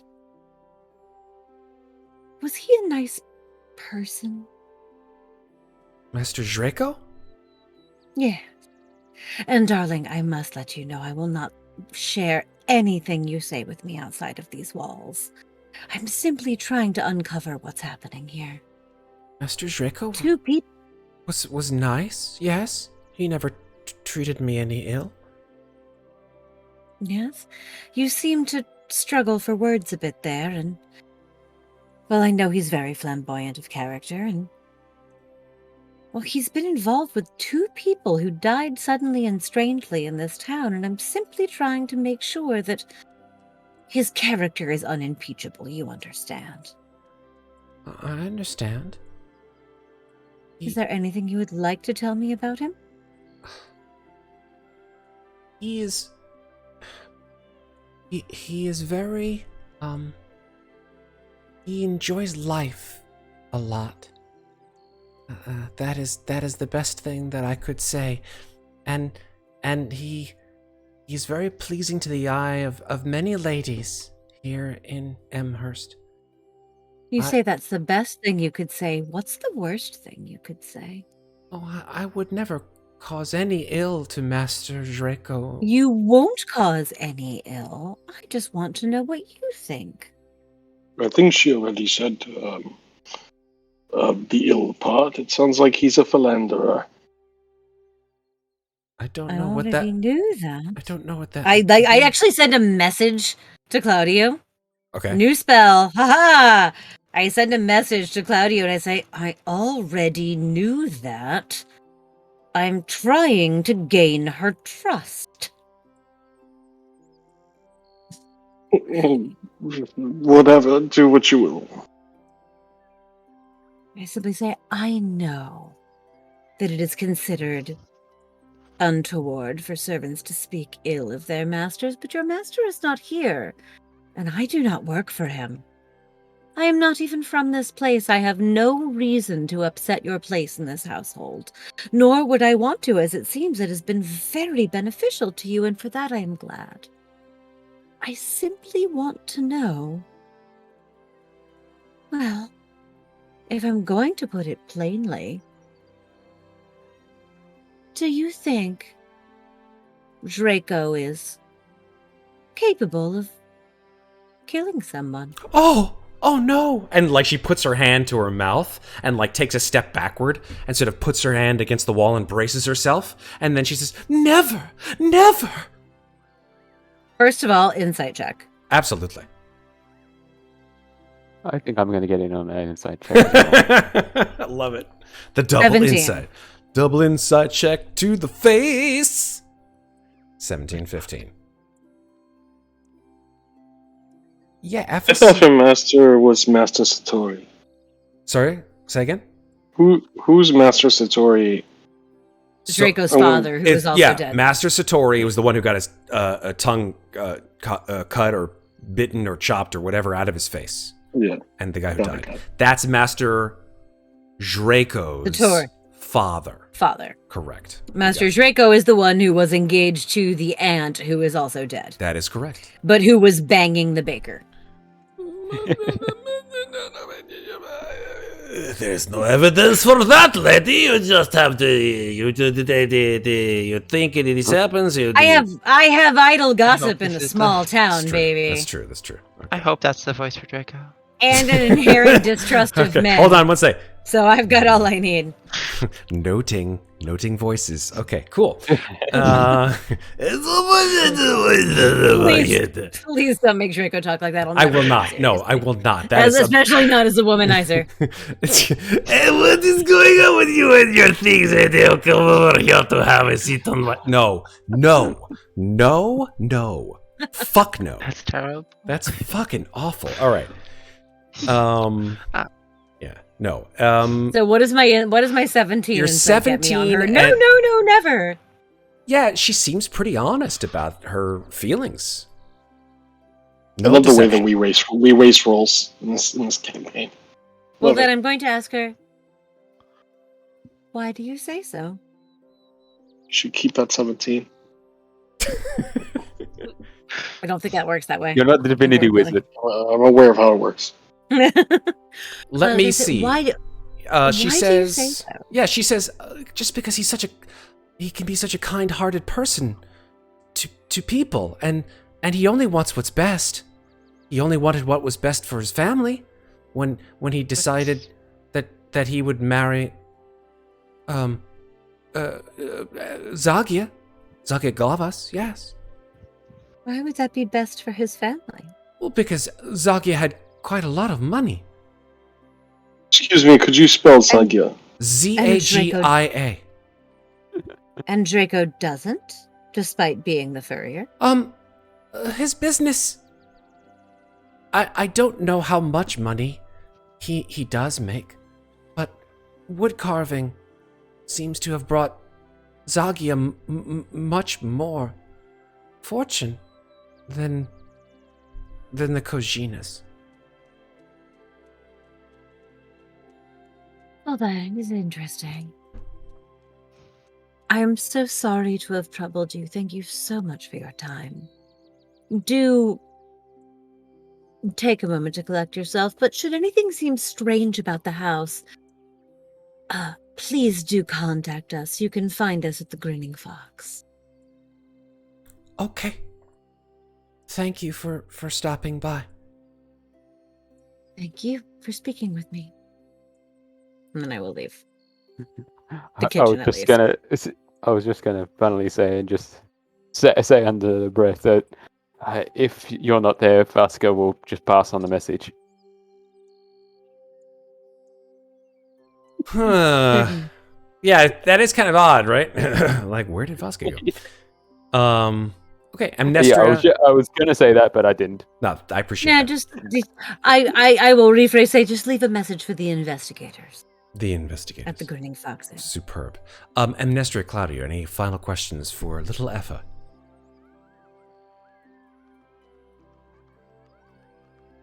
Well, to be perfectly honest, Amnestria hasn't really been paying too much attention to the investigation. Before she leaves, though, she will ask the girl what kind of tea she's making. Oh, thank God. I thought she was like, I'm going to take out a dagger and I'm going to carve more words. Come here, Effa! Leave a tip. I Leave a need tip! to know what the I need to know what the fuck Amnestria's dark gift gave to her, because she's just all over the fucking place, man. Yeah. Multiple personality disorder. Okay. You just can't leave a tip. Just, you must, flaw. You must ask for a tip everywhere you go. I don't care at all about the thing we're in this town to do, either by the person who hired us or the other person who hired us. Whatever. I'm just spacing out. It's all good. I mean, to be fair, she did manage to help with a very lucrative bargain for us. I'm least just, for Claudiu. I'm totally just giving you shit. I don't care what you no. do. You play you. It's fun. I enjoy it. By the way, It's I'm just waiting. actually a little more Go than ahead, that, go ahead. but Yeah, it is much more than that. I'm just waiting for Alex to show me his notes to look like, like he's got like all the, yes, look at that. I can't really see it that well, but I'm sure it looks like it's got like words and connections. It's like, Everything's Sunny in Philadelphia. colored lines. Yes, look at that. Connections. Look at that. Look at those notes. He's got everything like tied together. See, my notes are just a running Word doc or a Love it. running Look at that flow notepad chart. text document. at that. You know? Okay. So here's what we know so far. We know that Effa works for Meister Draco. We know that Zagia was engaged to Draco and she had her tongue cut out. No, And we Satori know. had his tongue cut out. Sorry. Zagia was crushed under a woodpile. Yeah. I feel like was I crushed need- under the wood Ow. pile. I feel like I need. Satori, the father of Draco, Yes. had his tongue removed and was covered Correct. in Mikkel Mikkel brow. Mm-hmm. And we are in the same place we were yesterday. Nice. Day We've 2. only been awake for an hour. I feel like What this we needs do some. know is some that my like, suspicion at the beginning of the day was that Draco was responsible for both of these murders, perhaps because his father was doing something to That end. was also the Meister's suspicion. But it was also my suspicion we have because one more day. you have 4 days. yes, I actually No, had it's 3. Right? I 3 think until the festival. that's right. 3 until the festival. Well, it was Sure. also my suspicion, based on what I learned about Draco apparently having a dalliance with the baker, that perhaps Draco's father wanted to end his engagement, and thus that's why Draco killed him, but that wouldn't explain why anyone had killed Zagi. I also briefly got that Drakaka had killed Zagia because she was jealous and wanted Draco for herself because of the books on fur. But knowing that she also has books on fur on baking, knowing that those are the 2 trades of the 2 erstwhile lovers, there might be something going on as there well, and perhaps Drakaka knows more about that. But at the end of the day, it's only been, 30 minutes? And I think we should still go speak to Draco before we call the day a loss. But Drakaka was also in love with Draco, right? We don't know that for sure. That was only a suspicion. But that was a suspicion yesterday, and I think Yes, that but- suspicion was confirmed by. Who was that suspicion confirmed by? Nobody. Nobody. So where did that suspicion come from?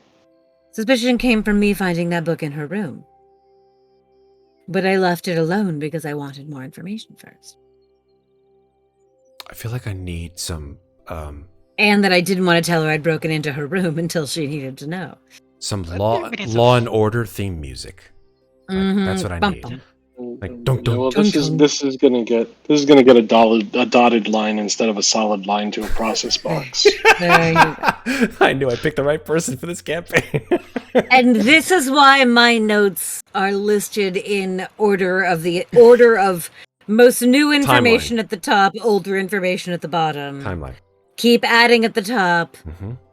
as we go along. Either way, the house has proved useless. I think we ought to go see Draco, which was my plan in coming here, but apparently he's a workaholic and already at work at 6 o'clock in the morning. Who knew?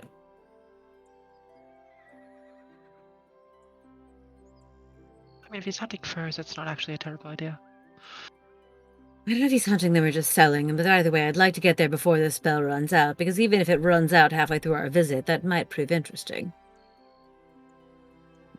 You have another half an But hour.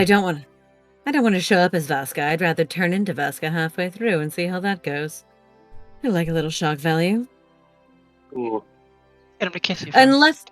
Unless, of course, and I'm actually going to put this out there as a meta thing. Matt, I need you to let me know when my spell is about to run out, because if I'm making headway in my current guise, I'll probably cast it again. Okay, cool. But if I'm not getting anywhere, I'm probably going to let it drop. So please let me know. Mhm. Give me a 2-minute warning. I'll on give you the end of my 2-minute spell. warning. Absolutely. Cool. I just feel like we're paying way too much attention to Draco. We haven't even met him yet. I know we haven't met him yet, but we're asking a lot of questions about Draco.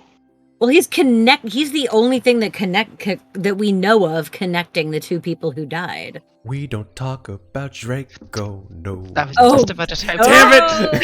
You had to do it. You had to do it. There goes my copyright strike.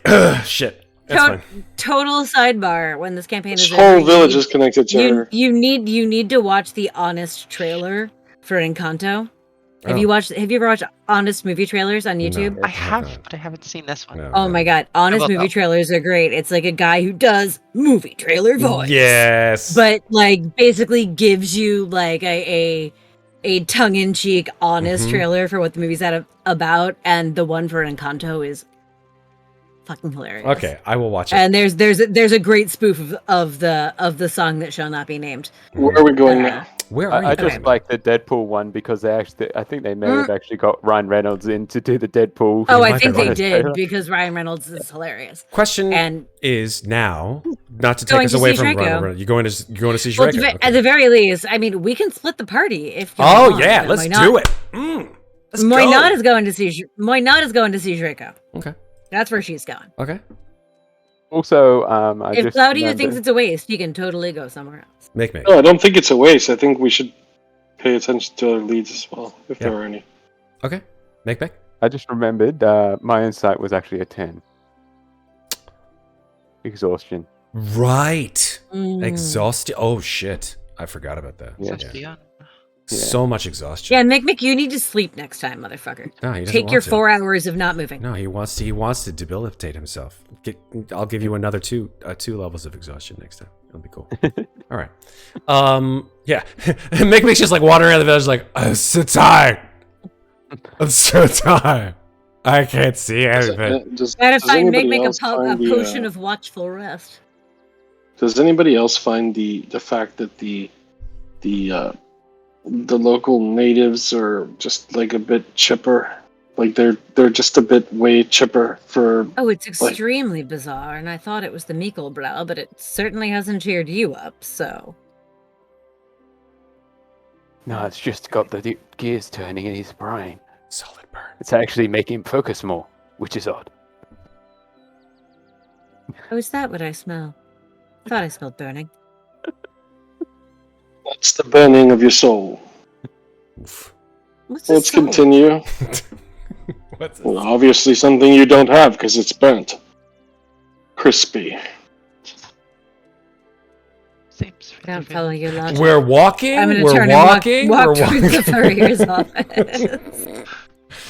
DM pushes party. Ugh, get out the door. Yeah, let's go somewhere. Going to Let's do see something. Shreko. Okay. Draco's abode is over there, and his office, the furrier's office, I guess you would call it, is over here. F for furrier. F for In case you're furrier. wondering. Hell yeah. Or possibly fuck you, depending on how we feel about him. As you approach the furrier's office, as you know, the dawn gives way to the morning, you are seeing quite a lot of activity around the furrier's office. You're seeing that there are a good deal of villagers who are coming in and out of this particular business. Let me see if I have a map. I think I do.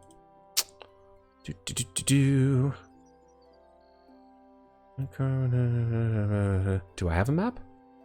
I thought I had a map. I don't have a map. There is no map. I am mapless.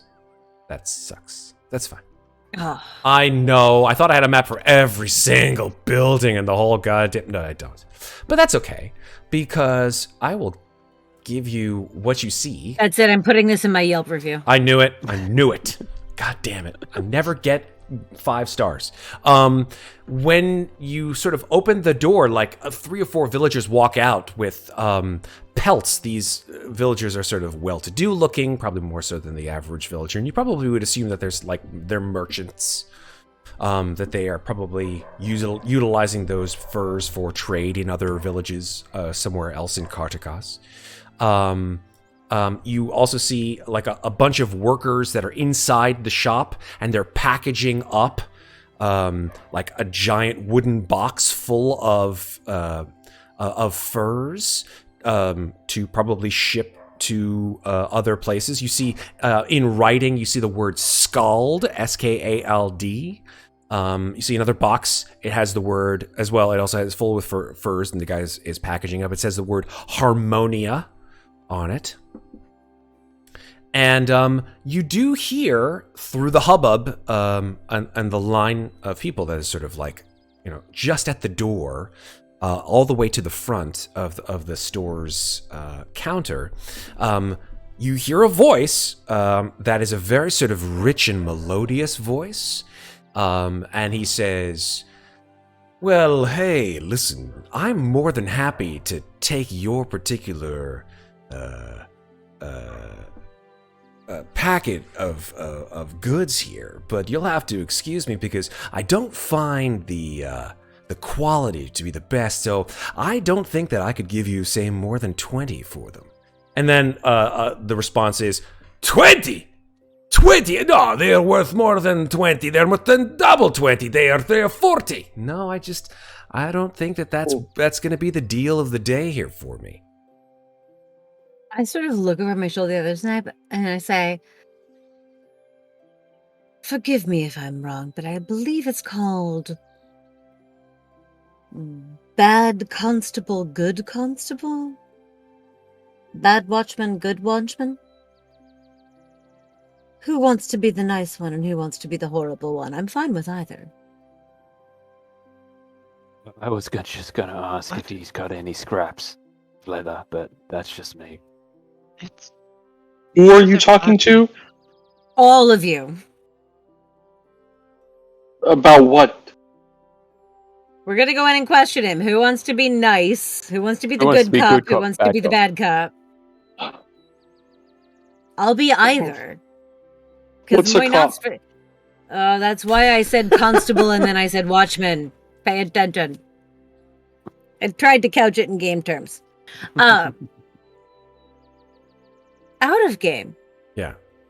Muadnhait's instinct is to just walk in the door and be a dick. Mhm. So if she's gonna do that, who wants to be the nice guy?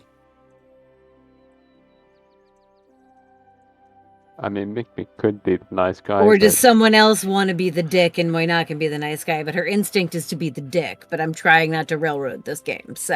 I appreciate that.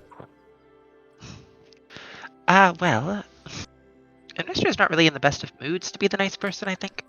Surprise, surprise! Winter form is it's very to the point. Winter form is cranky, duly noted. Mhm. summer I form's think angry. I think we should avoid being mean at all, There you unless we've I been don't necessarily mean being a dick, but I mean like being, unless we've been made cops or constables or watchmen. we kind right? of Because, have. We've been put in charge of this investigation. Yeah, we've been asked to investigate it. We didn't. I don't think everybody knows that we've been put in charge of it, right? Has the town received an announcement that we've No, all we're been in gonna go charge of this tell them. So investigation? do you want to be the nice questioner then? No, not necessarily. I just want to just ask them questions. I'm just looking to find who killed the person. I'm not about to Well, wait in this goddamn line. So if I'm gonna barge Mikmick past is it, I need gonna- to do it charmingly or bitchily. Pick one. You do what you do. Exactly. I can do either. God damn it! All right, I'm gonna flip a coin. Okay. Mick, you had some Uh, insight, yes? As I said, Mikmick's going to just hop in the line and see if he can actually get in the shop the proper way. So he may be playing the nice guy Nah. because he wants to actually go in and see if he can get some leather scraps for free. Sure. Then do you want me to wait until you get to the front of the line? I mean, that would probably be the best idea, I think. How long does it look like it's going to take for Mikmick to get to the front of the line? I also want to make sure my spell lasts. Depend. I mean, if Mick just waits, it'll probably be just based on the fact that you just got in there. Who knows? The line could take 20 minutes. They could take 20 seconds.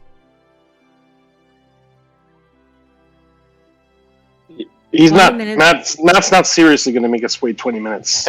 Yes, in No, real time. No, I'm literally You've got talking an about the hourglass? life of my disguise spell. Ah, yes. If it takes 20 minutes, I've got 10 left in disguise then.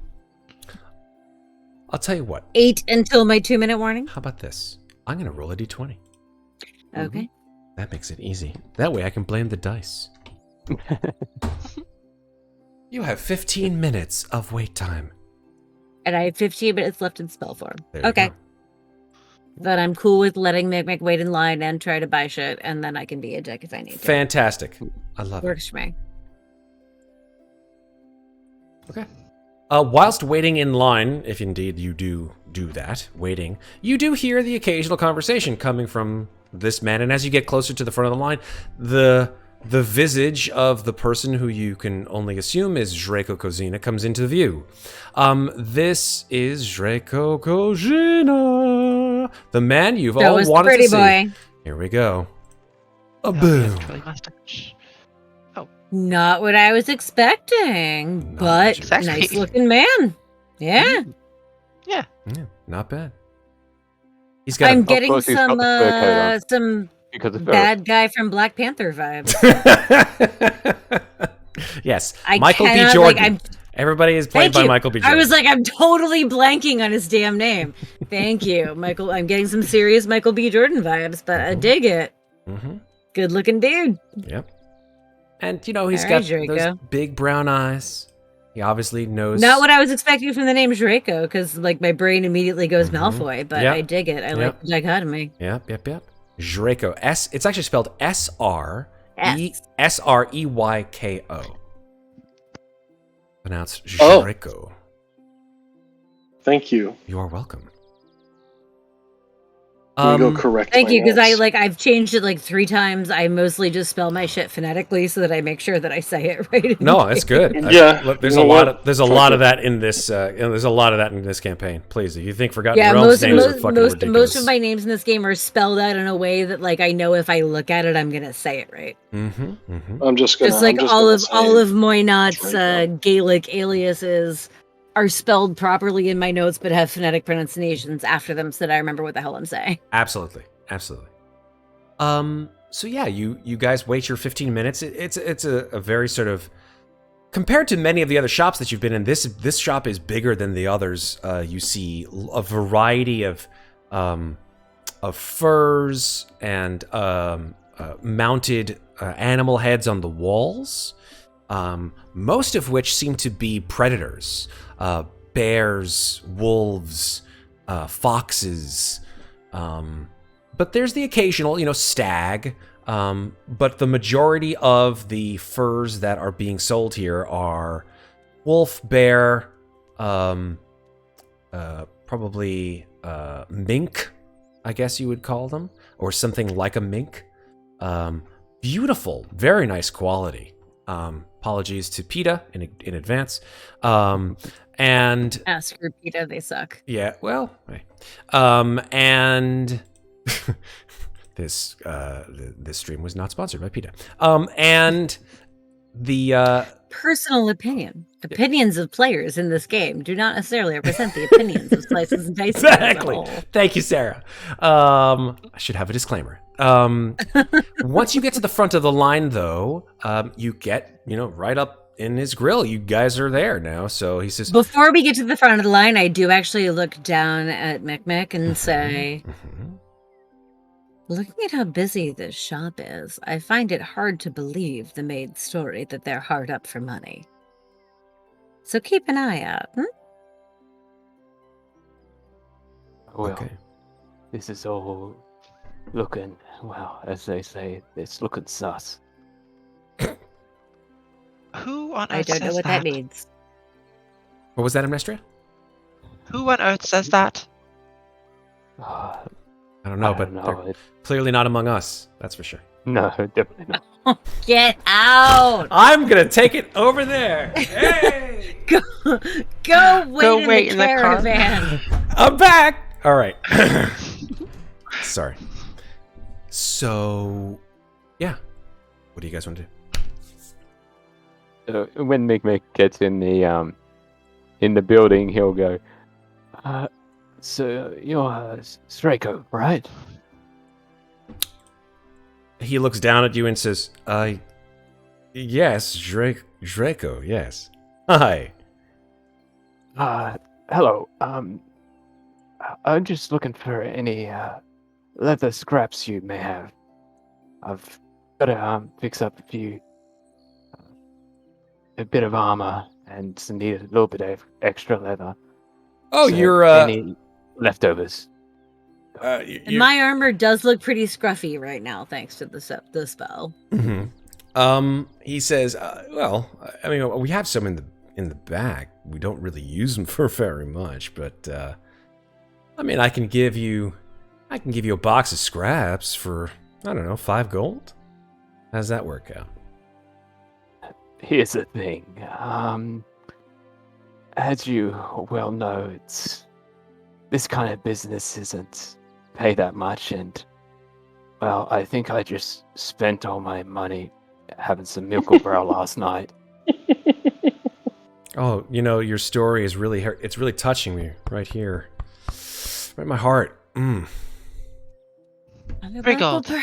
perhaps you could let my master take a look at the scraps first to make sure they're worth his coin. So he looks at you, and then he sort of does something strange a little bit. He sort of like cracks his neck a little bit, rolls his shoulders, and then sort of like takes a deep breath.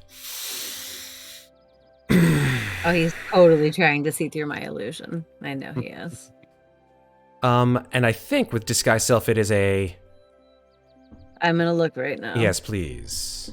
I think it's a perception check. It is... It's an investigation check against your save DC. Oh, sorry, I opened up the wrong spell. All good, all good. What's in... Yeah, it's an investigation check against my spell save DC, which is 13. Okay. Let me see something here. I'm going to find out what his... Passive. Passive. Well, no, it wouldn't be passive. It's an actual investigation check. There is no passive investigation. Investigation is an active skill, sir. Okay. Here we go.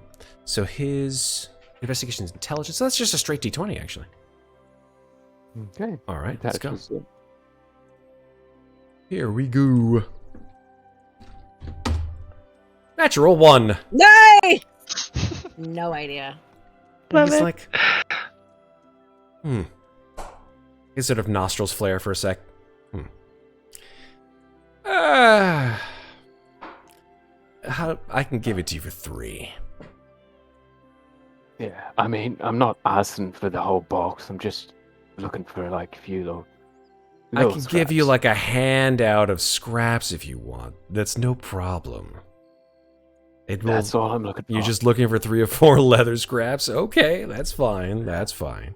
You guys are really doing an amazing job of... He snaps his fingers. He's like, Pieter, just grab some, like a handful of leather scraps for this gentleman. I think he looks like he's starting his own armory. It's adorable. Yeah. Okay. Fantastic. Okay. See you in a bit.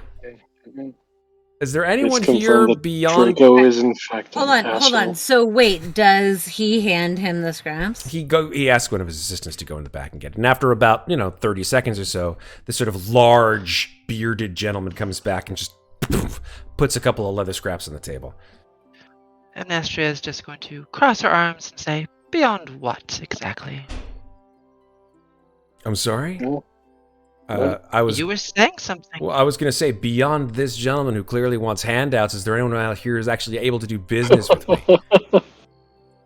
Oh, business. Well then, yes. Draco Cozina? Yeah, that is your name, yes? That is my name. Yes, it is. Oh, well, I am Investigator Alva Suliban, and I would like to speak with you for a few moments about the death of your father and your fiancé, if you don't mind. He gets very... And I make sure I say this loud enough for everyone in the shop. Yeah, everyone sort of like takes what they're what they were concentrating on before and just sort of like stops and then looks at you, Alva, including Draco. Like his normally wide grin, very white teeth, like he just drops it completely and he sort of stares at you and he says, I would hate to interrupt the flow of your business. It will only take a moment of your time.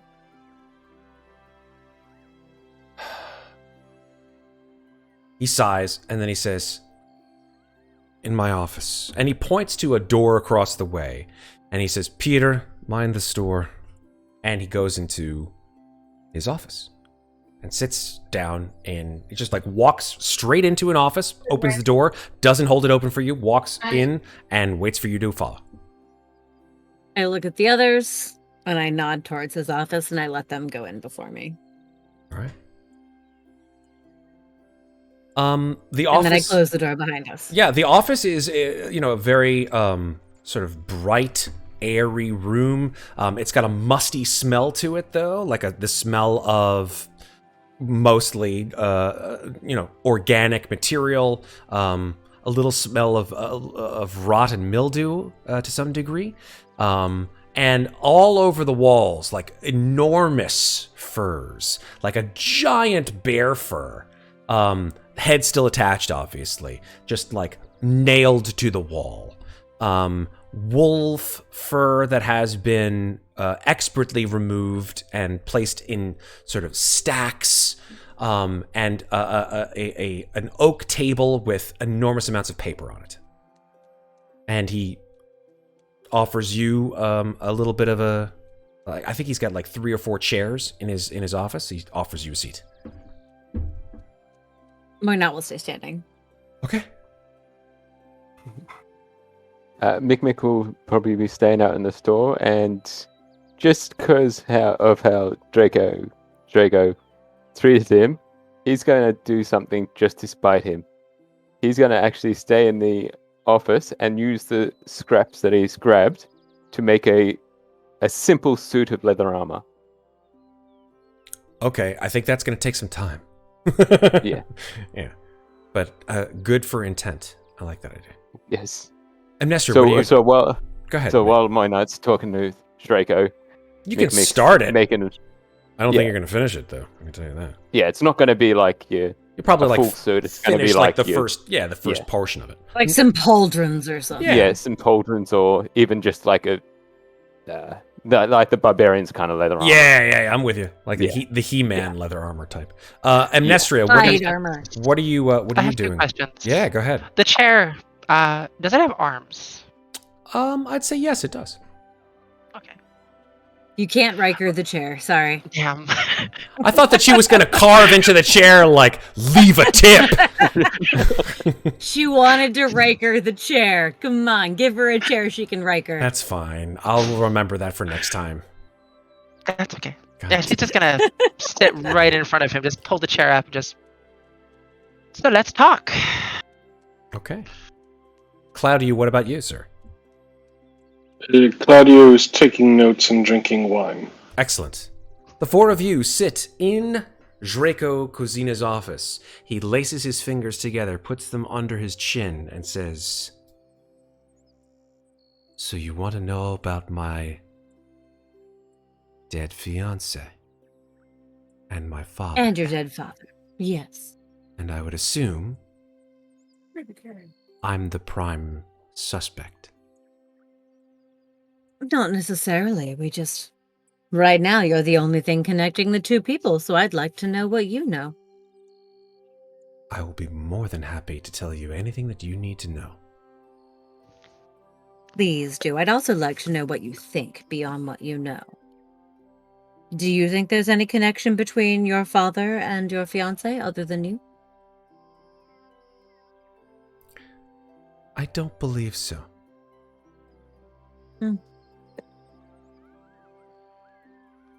Then why shouldn't we suspect you? I don't know. Why shouldn't you? And then he just stares at you, Muadnhait. Adorable. All right. What was your relationship with Drakaga? Dragaca? The woodcarver's... What? Your fiance's assistant. Yes. Her apprentice, Yeah. as it were. Nothing. Nothing at all. You never spoke to her? I spoke to her every once in a while. But not often. When I would go over to see Zagia, she was always there, carving away. Kind of a sad sack, if you ask me. Never had any conversation? Not often. Not if I could help it. Not my type. What about What is your type? Angelia the baker? Sorry, Amnestria? What is your type exactly? He looks at you, Amnestria, and he goes, I don't know. I guess I'll have to expand my horizons.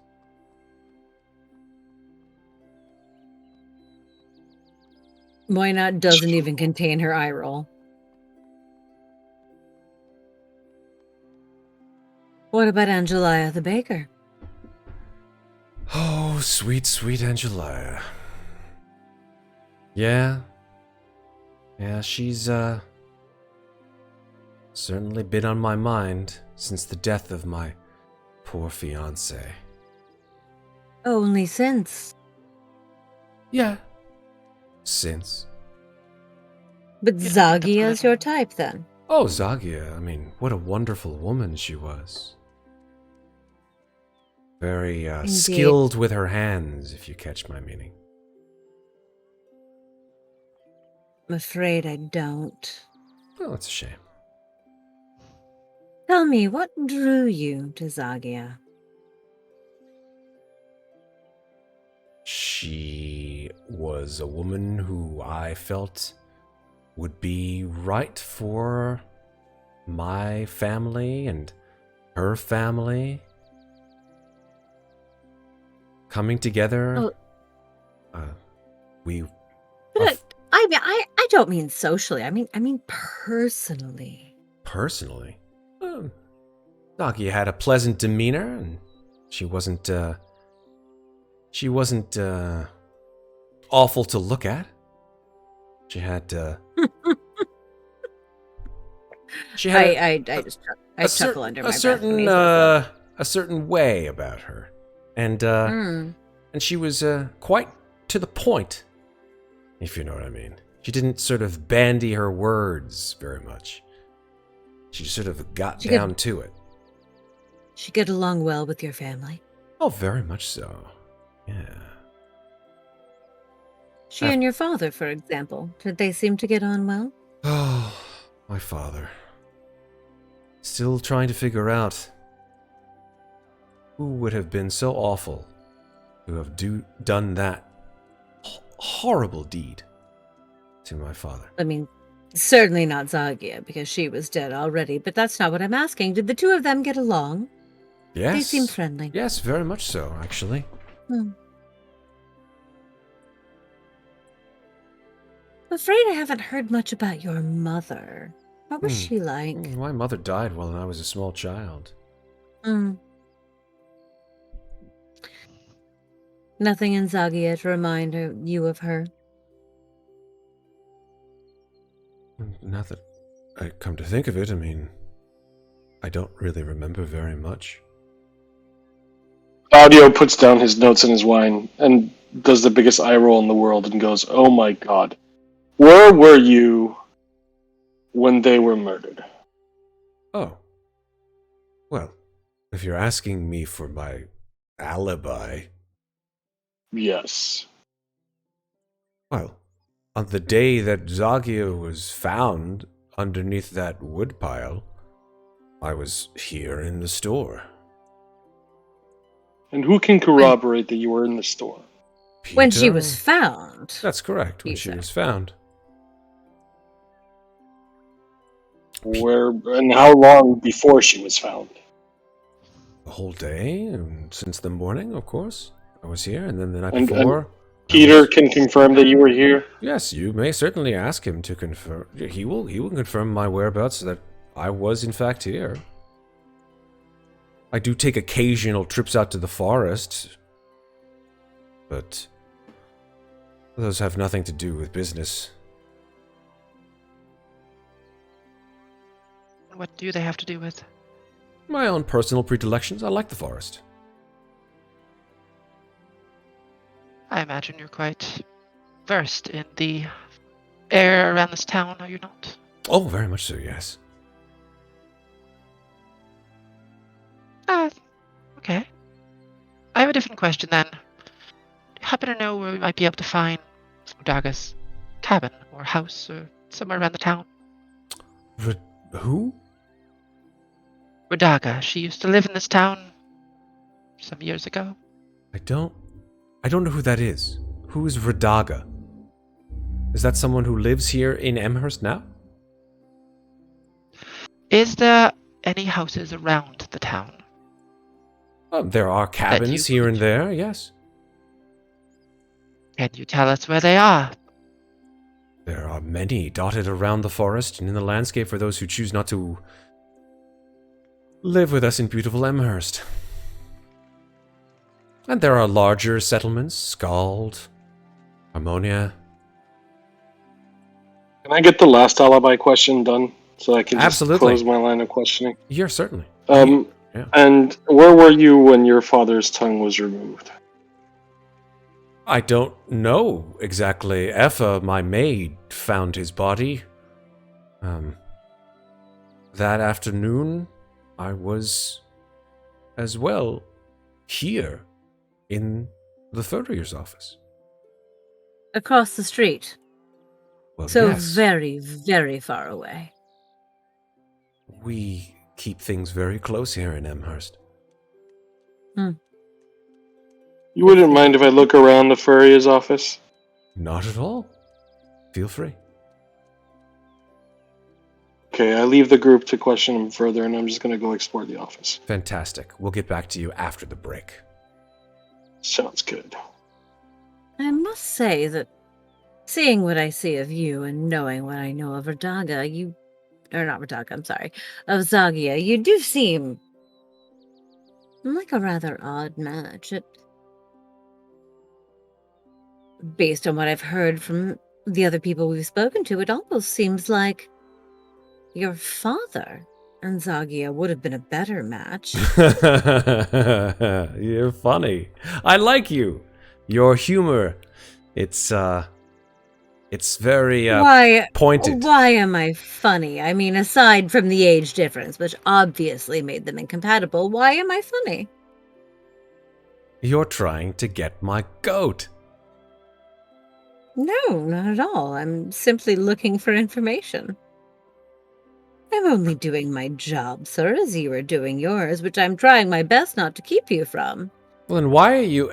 But yeah. you seem terribly undisturbed for a man whose fiancé and father were both murdered within the past few days. Grief I can't hits help us in but different wonder. ways, madam.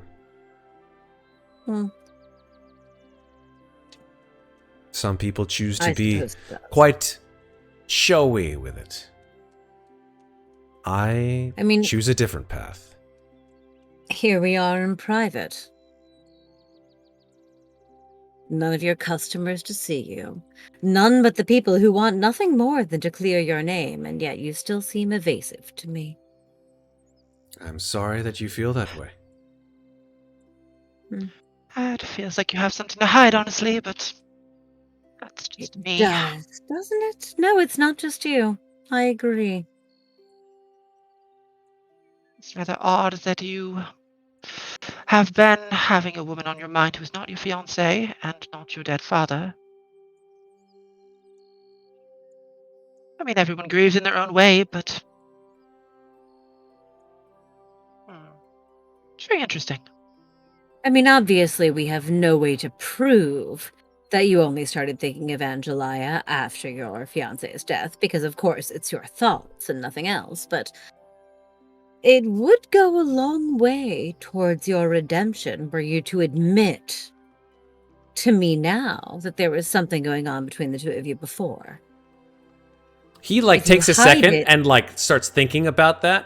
Like, what the hell that just meant? He's trying to calculate that because the I'll continue to explain. But like, if you move to hide it, it makes you suspicious. If you admit it, then you have nothing to hide. Well, yes? my question to you, if I may ask one, is why would you feel that would make me suspicious in the death of my father? Your father, no. Your fiance, yes. Well, wouldn't... There's not necessarily any proof that the same perpetrator committed two deaths in both 2 murders. days? Oh, so you want to question my line of questioning? I want to find whoever is responsible for both, and there is nothing that necessarily indicates they are both the same. This is true. But Maybe you they are were related to both, two which is why different I'm speaking people. to you. 2 different murderers. Entirely possible. So if you would like to extricate Fascinating. yourself from the death or one of the other, any information you could give us would be most to your benefit. I believe I gave your quite tall, pale friend there alibis for both of my locations. Am I correct? You gave me an alibi for when Zagia's body was found. Yes. That it had been there for a day. Actually, he said he had been I- the whole day in the store. In the store. That's what he said. Whole 24 hours in the store, really. Well, no, not the whole 24 hours, but No, not at 24 He hours. said but from- close to a day. I mean, they don't have like forensic equipment, but it definitely had been like about a day that it was under those logs. I mean, Moynat still doesn't trust his ass. So Understandable. By the way, Moynat, 2-minute warning. Thank you. Never did marry her, did you? I'm sorry? Your fiance, you never married her, you never... No, that's Tiger why knot, she so to was speak. my fiance and not my wife. That's fair, but... who Moynat, knowing exactly- there's 2 minutes left, is actually just gonna, at this point, she's gonna sit down in a chair. Okay. Like, towards the back of the room, just gonna sit in it. Cool. Comfy chair. Who knew? Mhm. Lots of plush. Lots of bounce. Like it. Mikmick has been the Exactly. whole time, by the way, Amnestria, sorry. Mikmick is just like, I'm just doing my armor ring. I'm making an armor. Yeah, look at me. No questions. I'm imagining him, No like, nothing. every time he's not looking at the armor, he's glaring at him. Here's where, Mikmick, I'm going to ask you to make a dexterity check at disadvantage because you're fucking exhausted. I whispered to you. Oh, you did? What did you whisper? Yeah, but it looks like it didn't come through. I see nothing. Did you whisper in Roll20 or on Scientific Discord? Yeah, whispered in World 20. I see nothing. You didn't do it. Well, I rolled leather workers tools with dexterity Okay. because he had the leather workers tools out for working on Claudiu's armor, Mm-hmm. and he's using the leather workers tools to That gives you Make this- proficiency. Yep. Yep. And at disadvantage, I got a 20. I really would love to see a screenshot of that, sir. Okay, I'll get you a screenshot. Oh Just give me my a few god. minutes. Where are you rolling this? Like you're rolling it. Oh, you know what? You probably whispered it to yourself. I You- whispered it to GM. No. There is nothing. Weird. I see nothing. Okay. I'll just- And chat sees what I see. yeah. Right, I'll chat? just- We believe you, Matt. There was a Roll20 glitch, apparently. I'm not surprised. Hmm. Let's see. New dark mode. Disadvantage, natural 20. There have been some Not weird... natural 20, it was a dirty 20. Just a dirty 20. Okay. yeah. There have I'm been more some inclined to believe weird that. dark mode glitches that we discovered on our Oh, Wednesday yeah. game. By the way, dark mode. Who knew? But dark mode is still great. I love it. It's so appropriate It for makes this my- game, too. It also makes my eyes so much So happier. much happier. It's Ugh. yes. I'm not the using best. dark modes. That's why. Yeah.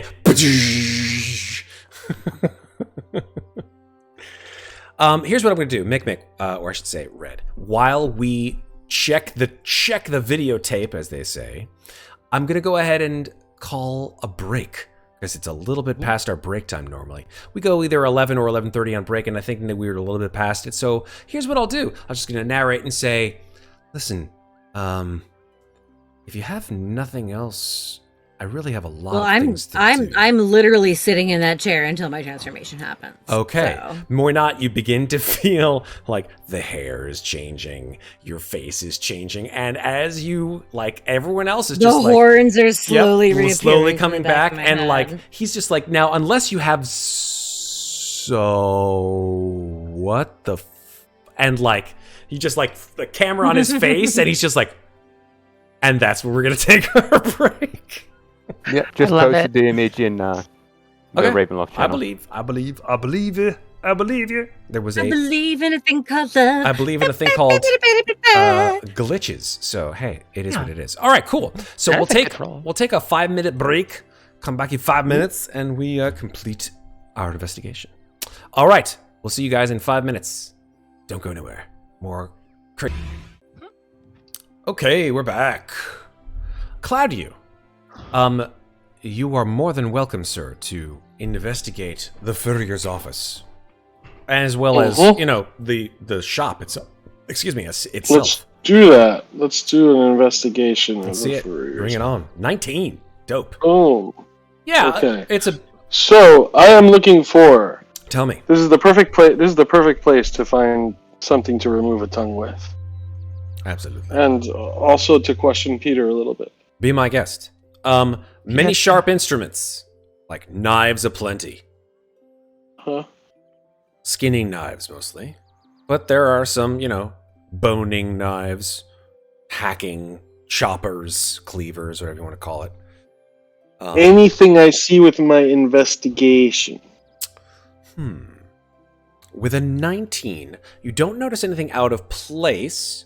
You notice that there's a lot of goods coming in and going out of this joint, that's for sure. Peter's a big boy. He smells weird. I go to Peter. Hi, Peter. Hello.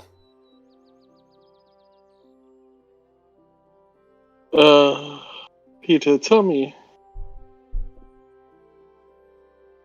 Where was, Draco, the days his father was murdered and his ex-fiancée, what was her name again? Zagia?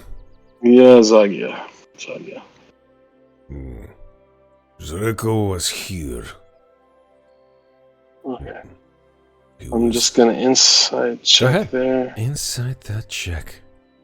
Inside the inside. 14. Doesn't seem like he's lying. Well, did he roll against it? If He he doesn't- isn't, I mean, if he's not lying, he's not lying. Yeah, I'm just gonna simplify it. Doesn't seem like he's lying.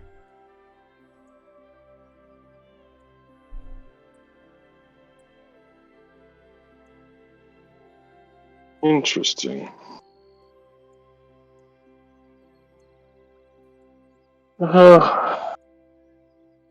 This is strange question.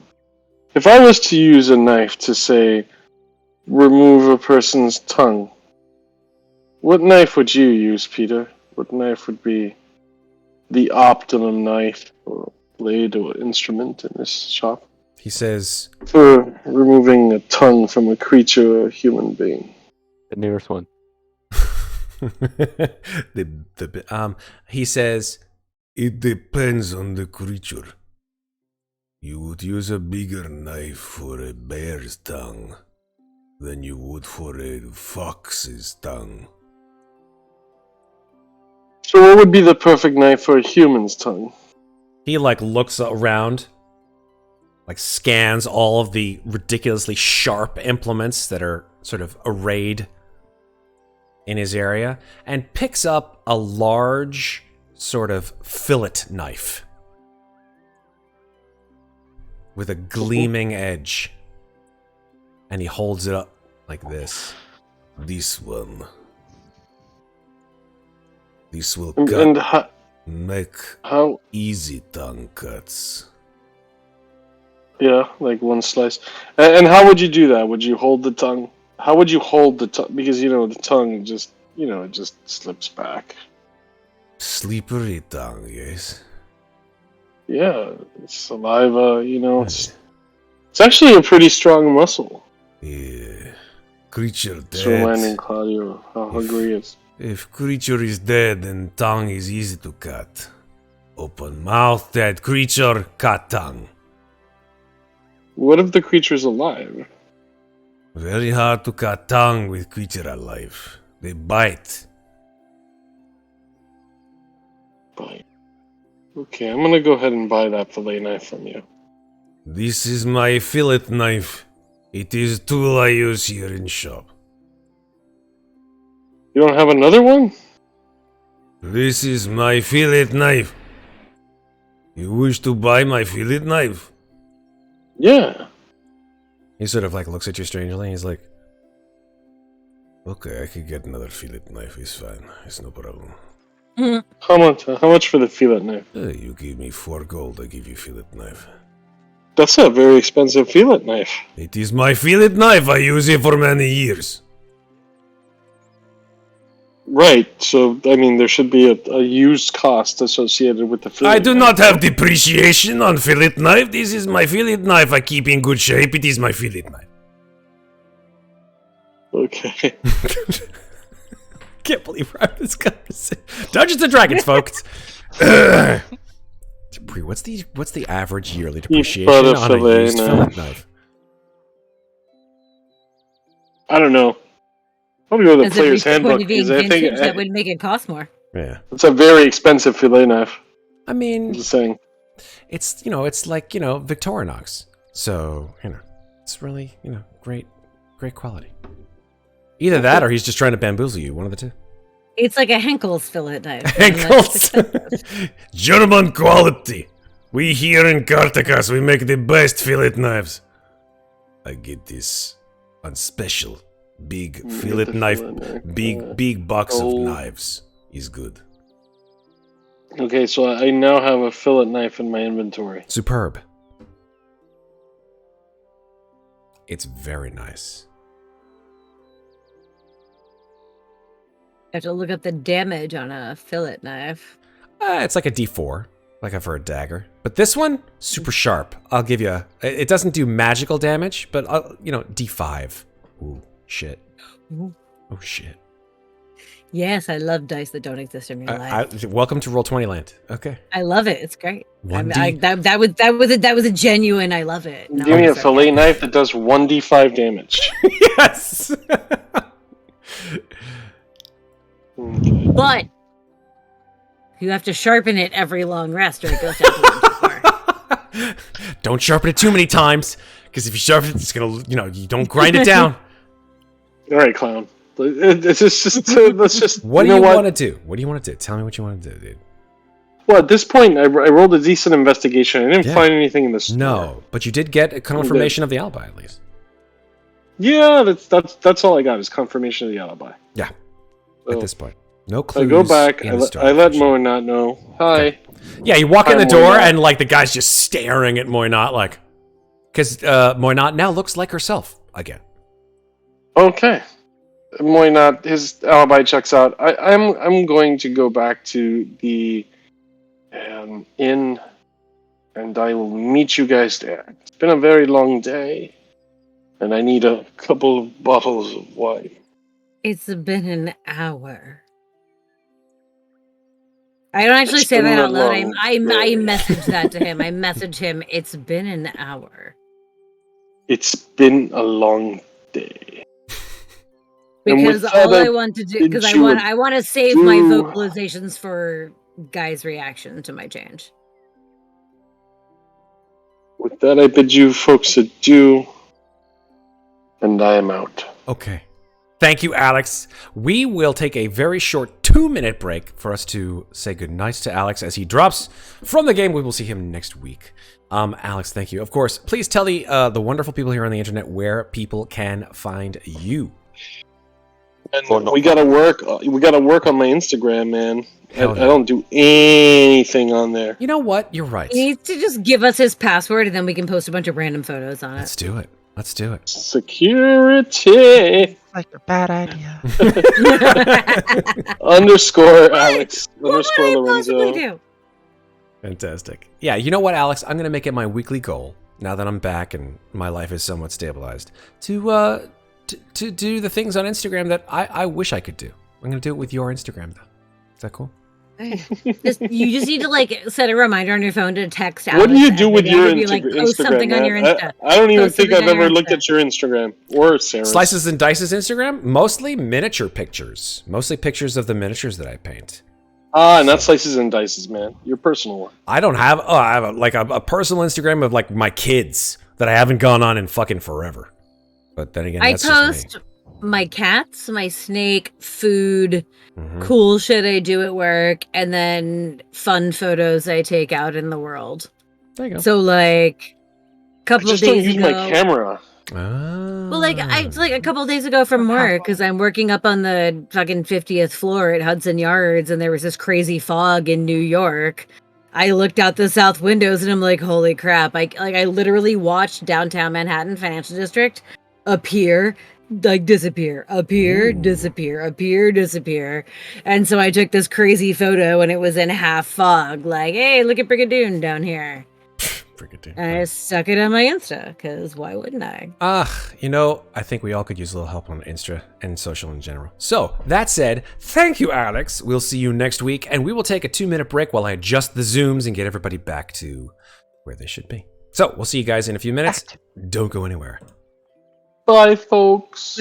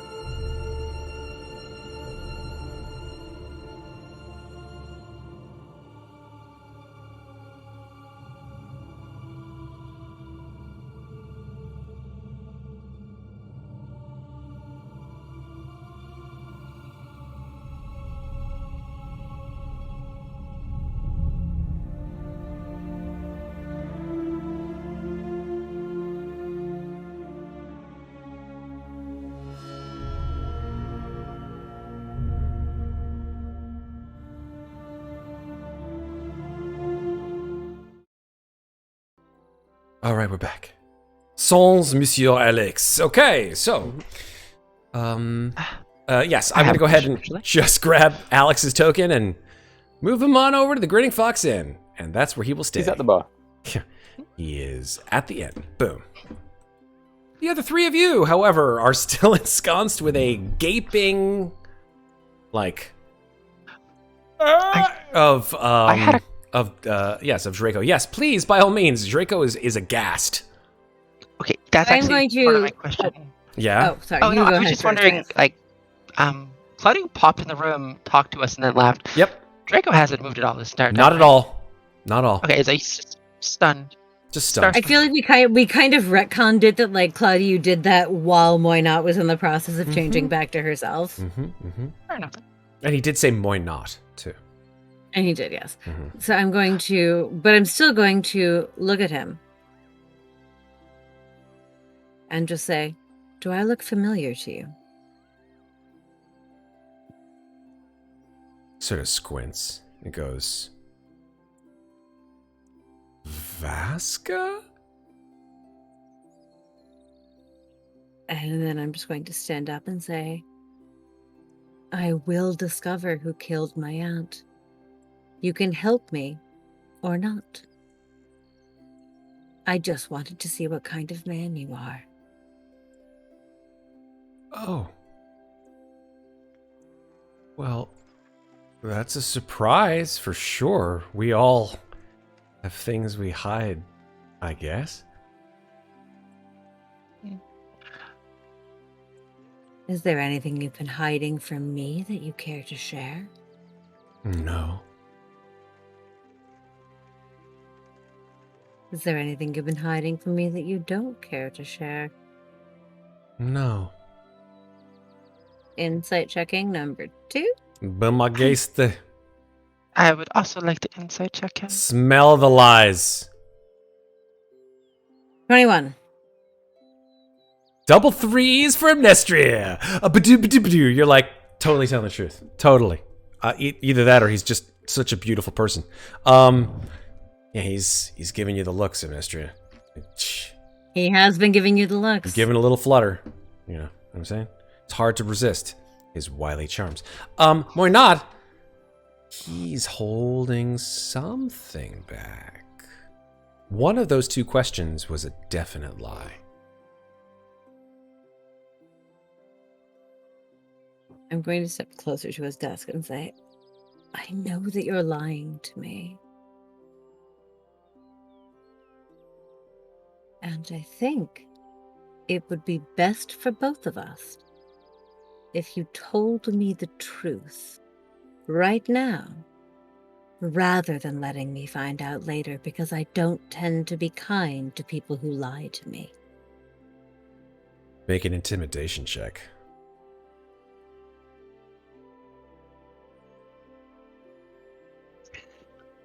Damn. 23.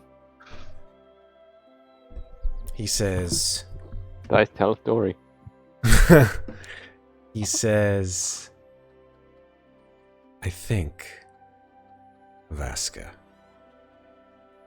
that if you knew everyone's little secrets, you probably would regret it.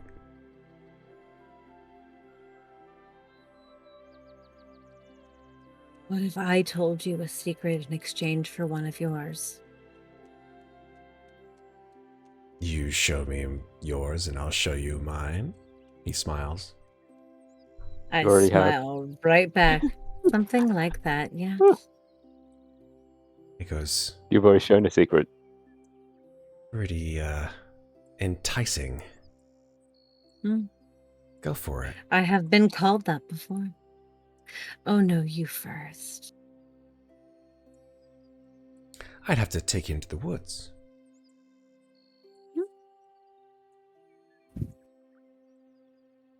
Let's All go into right. the woods then. Tonight. What time?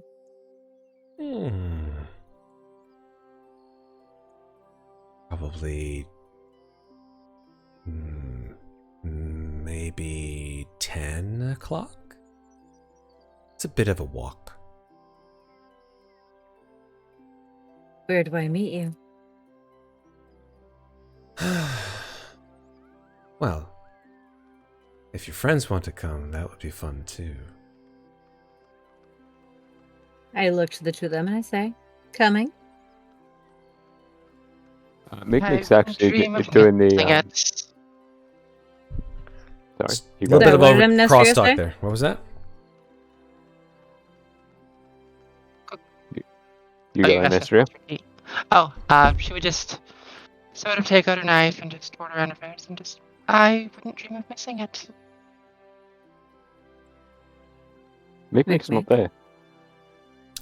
Oh, He's out in right. the He's storm, remember? out in the, in the shop. Yeah, Oh, he's in the storm doing his crafting Mm-hmm. deal. I think I'll in the check corner with the of the tiny room. one on my way out, but we look forward to meeting you in the woods this evening. Or at the gate. Your preference. Oh, we can meet at the gate. It's fine. Then I'll see you at the gate. Good night. For now. Or good day, rather. I was going to say, For not now. yet. Good day and good business. Oh, always. Always. Then I'll Okay. walk out. Amnestria, anything?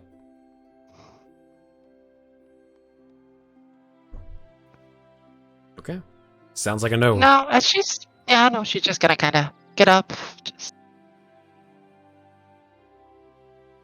a look, but not like Not like a bad look, just be like shaking her head slightly and just walking out of the room. He says one last thing to you, Amnestria. He says, "You're even more beautiful when you're angry."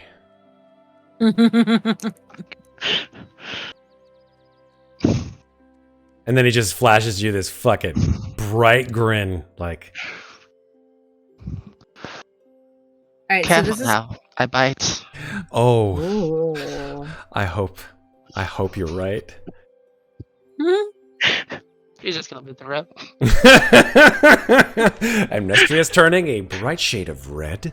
Maybe is that the summer? Is that the summer Eladrin that is coming out? Well, no, the summer's actually Is it getting hot in here? not or not is it just the one me? you want. I just have to. I have a question. I ran So out of seltzer. as we're leaving, Yeah. because I like this is something that like player Sarah needs to know how much Moynat knows. Okay. So what can I roll to know how much Moynat knows about shifters or were creatures? Oh. I'd say make an Arcana check. That's what I guessed. It's probably not going to be great. 4. She doesn't know shit. What's a were creature? Yeah, exactly, shouldn't I? Werewolf? Cool. Castle.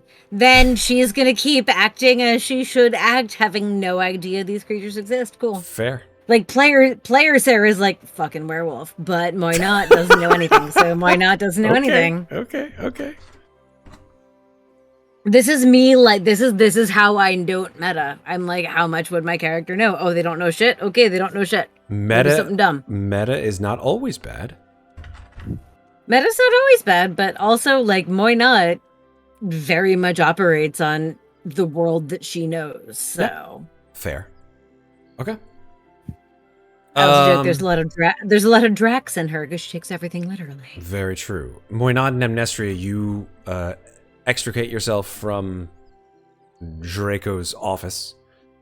Step outside. Watch Mikmick as he has now completed within 30 minutes time a beautiful cuirass of leather armor. It's like just like the bare shape of it, but it's based on the original materials that he had to work with. I mean, holy shit. Yeah, pretty damn good. Should we Mikmick's go waiting speak? for Draco to come out. Draco is in his office. Mm-hmm. Mikmick I will don't wait think until he's he comes leaving. out. If you He want might to be rub waiting that for in a his while. face, I do. I very much encourage this. I'm fine with it. I'm gonna just like stand next to the door and lean on it and wait with Mikmick. Okay. Just because I don't like Draco at all. Okay. 5 minutes later, nothing. 10 minutes later, more people are coming in and they're ordering shit. And Pieter behind the bar of the, behind the counter says, You buying or selling? I think we've done all our buying and selling for the day. Not We're just talking passing to the you. time. Not talking to you. Talking to him. and points at Mikmick. Mikmick, now knowing that Draco is not coming out, he's just going to go up to Piotr and say, yes, I was going to sell this suit of armor to your boss, but it looks like he doesn't want to buy, so I'll just take it with me. And he's just going to walk right out of the building. Fantastic. After- Yeah, he's sort of like the big doof. He just like shakes his head. He goes, What is armor? Mikmick's just going to walk right out fair enough. with the... Oh, just put leather armor in. Yeah, Mikmick's pop it in. inventory? Say make like half-made leather armor. Yeah. You can finish it up at a different time. All right. The three Shall of we you. go see? Where do you want to go? No, please. By all means, Sarah. Go ahead. Yes. Amnestria? Actually, he just asked if we're buying anything. Do you actually have something to sharpen a knife? In the furrier? Probably not. You could probably get like a Well, he has a whole whetstone. bunch of knives. He does have he had wet knives. Whetstones to sharpen the knives, but those are his. You can get a whetstone at like any adventurer's good stop. Fair enough. Where do you want to go?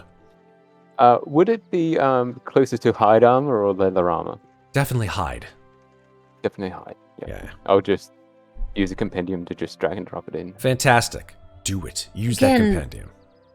Personally, my interest is in the baker, but if anyone else has other ideas, I am more than open.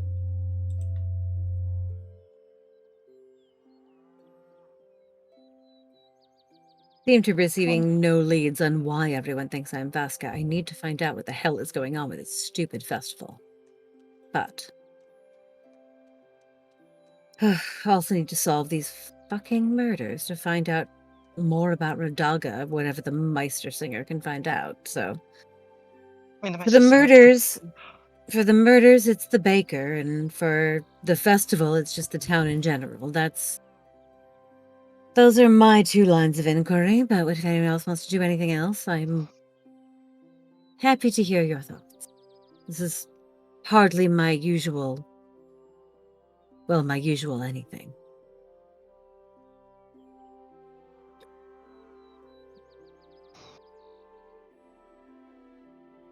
I mean, wherever you want to go, I can go to, I suppose. I'm not really... Do I have anything else to do in this town?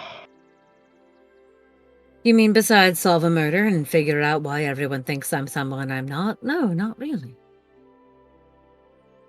Except find Radaga, but everything else seems intrinsically linked to that. I simply meant that I don't have anything specific to me that I'd like to do. I just meant, do you have any better ideas? Well, we haven't looked outside town yet. We haven't, sorry? We have not looked outside of town. Outside of town, yes, that's true. Do that as well? Is that what you'd rather do? Well, if we're going to go meet him in the woods tonight, I would like to know my way around them, at least. That's fair. Sure, I'll go together, or shall we part ways? Which do you prefer? Mikmick? I think we should probably stay together as much as possible. I mean, more heads are better than one. There was that interesting message on the wall the other day, well, this morning, but... True. There are... As much as I feel like the old guard is useless, for some reason, there's something that tells me maybe he knows something. I just don't know what it is that he knows. He has many leads to follow. Not to him first, or to the baker? Or to outside? Well, we could see him on the way outside. Perhaps to the baker, and then to the guard, and then to the outside of town? Works for me. Sorry, what did you say? I didn't hear that out again. That works for me. All right, then. Go All right. see the baker. Baker time. Let's go. The baker. Right here where the BK is. Boom. BK for baker. And, of course, I did change my token to the spring one. Yay! Nice. Oh, hooray! Yeah. Thank God. I couldn't take it. I couldn't take it. I don't know what that means, but okay. Winter Eladrins. All right, it's fine. They're just so what's hard to her please. ability now? Her Missy's ability now? I'm actually... Because the Eladrin's are only supposed to be able to do this once a day, Yep. I'm going off the form I had in the morning. Because I feel like changing it on a whim is fun for flavor, but not so much for using the ability. Agreed. And since I was winter, the winter one's the one that I will use. Okay. So, the bakery. It's the middle of the day when you reach the bakery, which is just within sight of the amphitheater, where you first met the Meister Singer. And it's actually quite interesting. As you walk through town, you do hear a couple people whistling that same tune, the Modosti. It seems to be pretty popular, actually.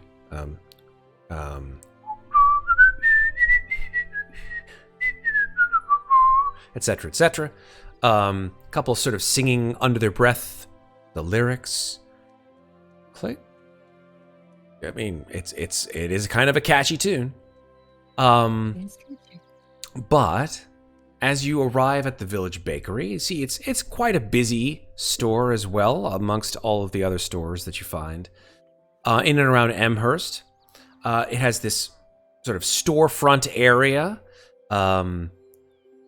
for displaying wares, and well, actually, this is one I do have a map for. Yay! Here we go. Hey, map. Here comes the map of the bakery. Boom.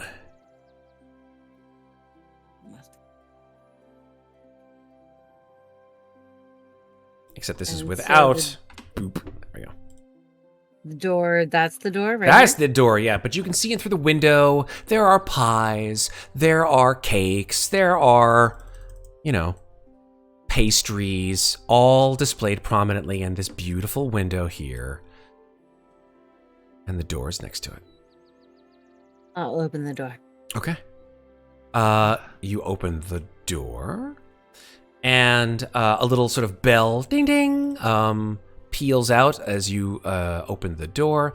And you do, in fact, see, standing behind the counter, a relatively attractive-looking woman with long brown hair and green eyes. That's what she looks like.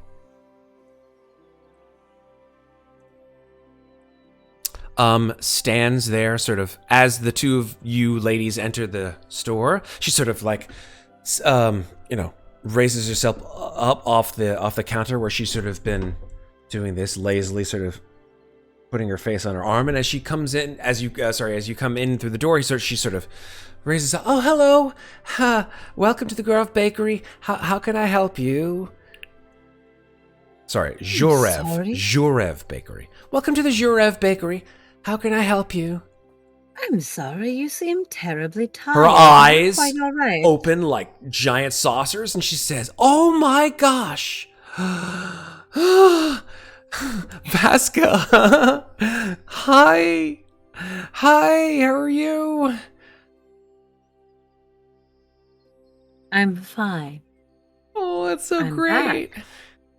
I'm so glad that you graced my shop with your presence. And again, I do apologize for the state of everything here in the shop. We're a little bit underprepared today. But, and I didn't mention, I'm really sorry to hear about your aunt. And I never had the chance to really know her that well. But she seemed like a really nice person. Are you terribly sorry? Well, yeah.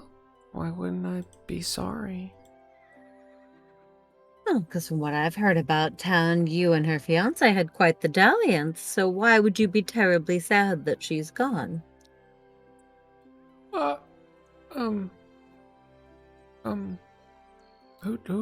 told you that she swallows hard. Who told you that was what was happening? Oh, just a few folks in the pub, but I feel if it's common knowledge, then it's common knowledge, yes? Well, if you must know, and she sort of gets a little defensive, and she says, I didn't expect to be prodded about this, but yes, Draco and I we are in love. Did my aunt know? No, Draco declared his love to me only yesterday. But that seems rather sudden. I assume you two had something going on for quite some time. Many of the ladies in the village have always fancied Draco, myself included. I guess I was chosen above all of the others to be his bride. The furrier's bride. Are you sure you want Well, that? In fact, my aunt was chosen. Are you Exactly. telling me that you had no romantic interaction with Drago until her death? No. None. Inside check. I love it. Can I ask something about the shop, actually? Sure. 21. What does she have for, like, stuff? Absolutely. Snacks. I'll tell you, and then I'll tell you about the insight check. Yeah, so you see that she's got some sort of poorly made, looks like over-sugared pies and pastries, muffins, cakes, that kind of stuff. It looks like she's trying really hard, but most of the goods are not great. But she does make bread, and bread's hard to fuck up. So, there you go. As she's I mean, you nervously can. just You trying can to fuck avoid up the bread. question, just gonna point down to a pastry. How much for one of these? Oh, that? Oh, that's one of my newest creations. I'm so glad that you asked about it. It's an apple plum tart. Wonderful. For you? She looks down, she sees there's no price tag on it at all, and she goes, 10 silver?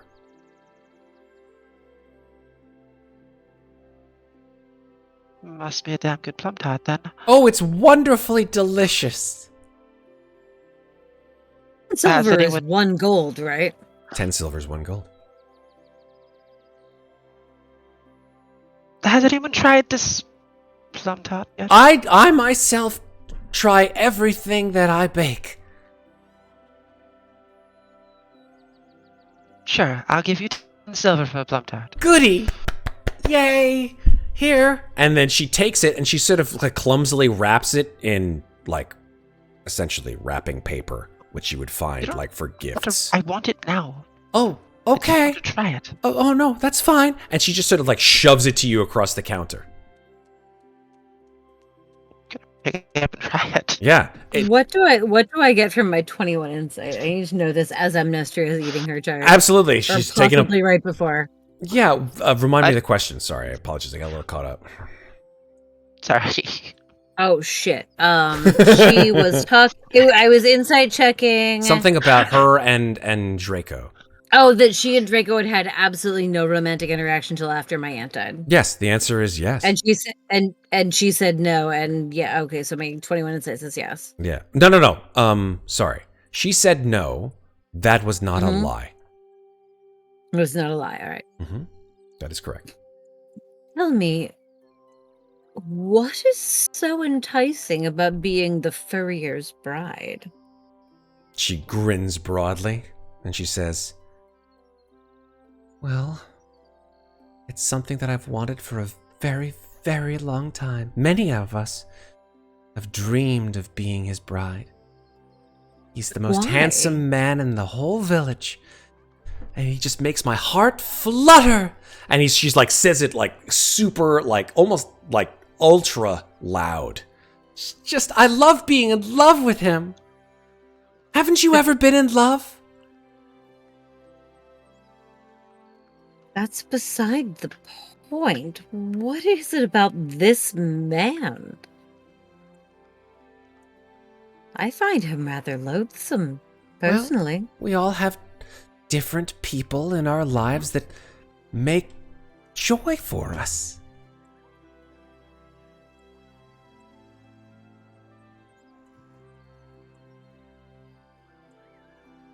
Well, I suppose each to her own. Amnestria, you have bitten into this muffin, or this tart, or whatever you want to call it. And it's okay. A little too much butter. You ever had a tart that's just like so buttery? And you're like, oh God, come on. Just hold off a little bit. Give me a little bit more fruit inside of it. It's just all like pastry and butter with like sparing little bits of apple and maybe you think it's plum. I mean, it could be plum. Just gonna just look down at the tart, look at her, just keep doing it. Just Yep.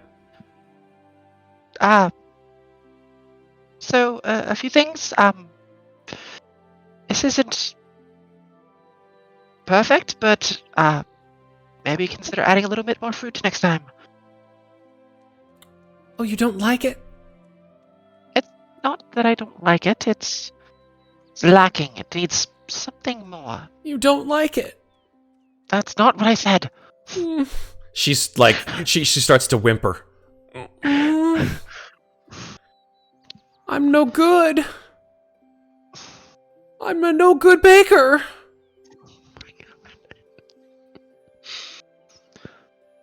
Deep breath. You are an average baker. Oh my gosh! You just said it! You said it! Average. Let me give you a little advice. Okay. It's not about being the best. It's about making creations that you enjoy making. I enjoy making a lot of things. But I do then it because keep I want doing other it. people to enjoy them too, but you didn't like my tart. And neither did that guy who's outside my house who's making a giant racket with his fucking car. Excuse me. Damn, for a second I thought there was an NPC that mattered, but no, Nah. it was That would just have been great. it was just asshole fart It's just car drivers asshole. outside Matt's Yep. house. Mm-hmm. Yeah, That's so right. terrible. Yeah, it is. Asshole fart car drivers. Suddenly, the scene shifts to Avernus. Infernal vehicles barreling down the dusty plains of hell. Oh, the best thing is I got stuck behind one of them that was moving slowly in traffic. So it was just like the occasional like pop, pop, pop. And the thing is the way that the acoustics of the Harlem River Drive were, I literally thought it was coming from under the hood of my car. And I'm like, what the fuck is wrong with my car? Oh my God, my car is going to explode. Oh, like my catalytic converter is about to fall out. Oh, it's happening. And then he finally drove off and I'm like, no, it was just that asshole. God damn it. Thank you, Sarah. That makes me feel so much better. All right. Tart. Yeah. The tart is a poor tart. I just think Honestly, the her tart melting down about the tart has like voided Moynot's hopes of getting anything out of her. Moynot's done. She's out the front door. Fair enough. I just think that you should learn not to settle for the things you want in life. Okay. That's all. And I really do think you can do better than, well. I have all of these goods, though. I have all of these orders that I still have to make.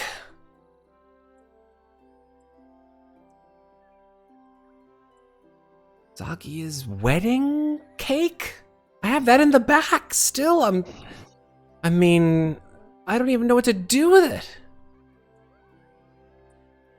Cut it up and sell it as slices of cake. I guess I'll deliver it to Draco as... That is a terrible idea. Why? Put yourself in his shoes. If He already you were to paid deliver me. His dad already paid me. I mean, his dad's dead. I don't really know more than to say about that, but he already paid me for the wedding cake. So I gotta deliver it. Maybe you should ask him if he wants it first. Whatever. Can I help you with anything else? She starts to get a little bit upset. Well, you can lose the attitude for once. Oh, I see, miss. I think that you're a bad baker. She crosses her arms in front of her. Jesus, what did I miss? Sarah. I go drama. to pee and Yeah. suddenly there's drama when I come back. My dear, I have had a great many sweets in my life. I can see that. From much more than humble bakers such as yourself. I'm not saying you're a bad baker. I am saying that you can improve upon your skill and become a fantastic baker. Trying to dig yourself out of this hole pretty good here, Maeve. I love it. I actually want to know, is Moy not hearing this from outside? Oh, that's right. You're outside. My bad. I don't see walked you as out, outside. so- Oh, I'm sorry. I forgot to move my token. I'm like right There here. we go. Okay, cool. I'd say so, yeah. You're only like 15 feet away. I'm going to poke my head back in and say, well, if you really want to impress the town at the festival, you ought to listen to my friend's advice. Well, I can certainly make up a slew of baked goods. Maybe they'll be more appreciative of my work than some others. That's not what I'm saying at all. I'm saying that she's offering you advice, and you refuse to listen, but perhaps, I don't know, it seems to me that this festival is extremely important to the town, yes? Always has been, yes. And why is that exactly? It's the Festival of the Fox. And? We have it every year. Celebrates... And? If you'll let me finish... Mm-hmm. The famed Grand Master Wolf comes. Mm-hmm. We have And a big he- bonfire. It blesses the village. We have it every year. Come on. We are not from I around know. here. I want to make sure that you remember. And what does the Grandmaster Fox do? No, Grandmaster Wolf. Grandmaster Wolf, I'm sorry. Yes, I would Grandmaster have Wolf and chases around Grandmaster Fox and then catches him and eats him. And it brings life back to the village every year. And Grandmaster Fox is? Well, Grandmaster Fox is an animal. I don't, what are you trying to quit? Is this a quiz? I'm just making sure you remember the importance of this festival to our village. You're weird, Vasca. Always have been. It's enduring, actually. I rather like it. What are you doing, Mikmick? You have a scheming smile? Tell me what you are scheming to do. Exactly. He's waiting until the ladies have finished talking to the baker. God knows when that'll happen. Yeah. So, I mean, actually, to be honest, like at that point, like after Moina finished that, she's like, and I see that you do. And she'll walk back out again. All right. Moina's done. But she did actually get information that she needed, so that's good. Okay. She looks at you, Amnestria, and says, look, Vasca is acting really weird. I don't know why, but I think it's probably because she's really upset that her aunt is dead and her body is rotting in the barn. And they still haven't buried it yet. So, like, just, would you mind, like, telling Vasca, I'm really sorry about her aunt's death, but we all have to move on, okay? We have to move on with our lives. I will certainly tell her for you.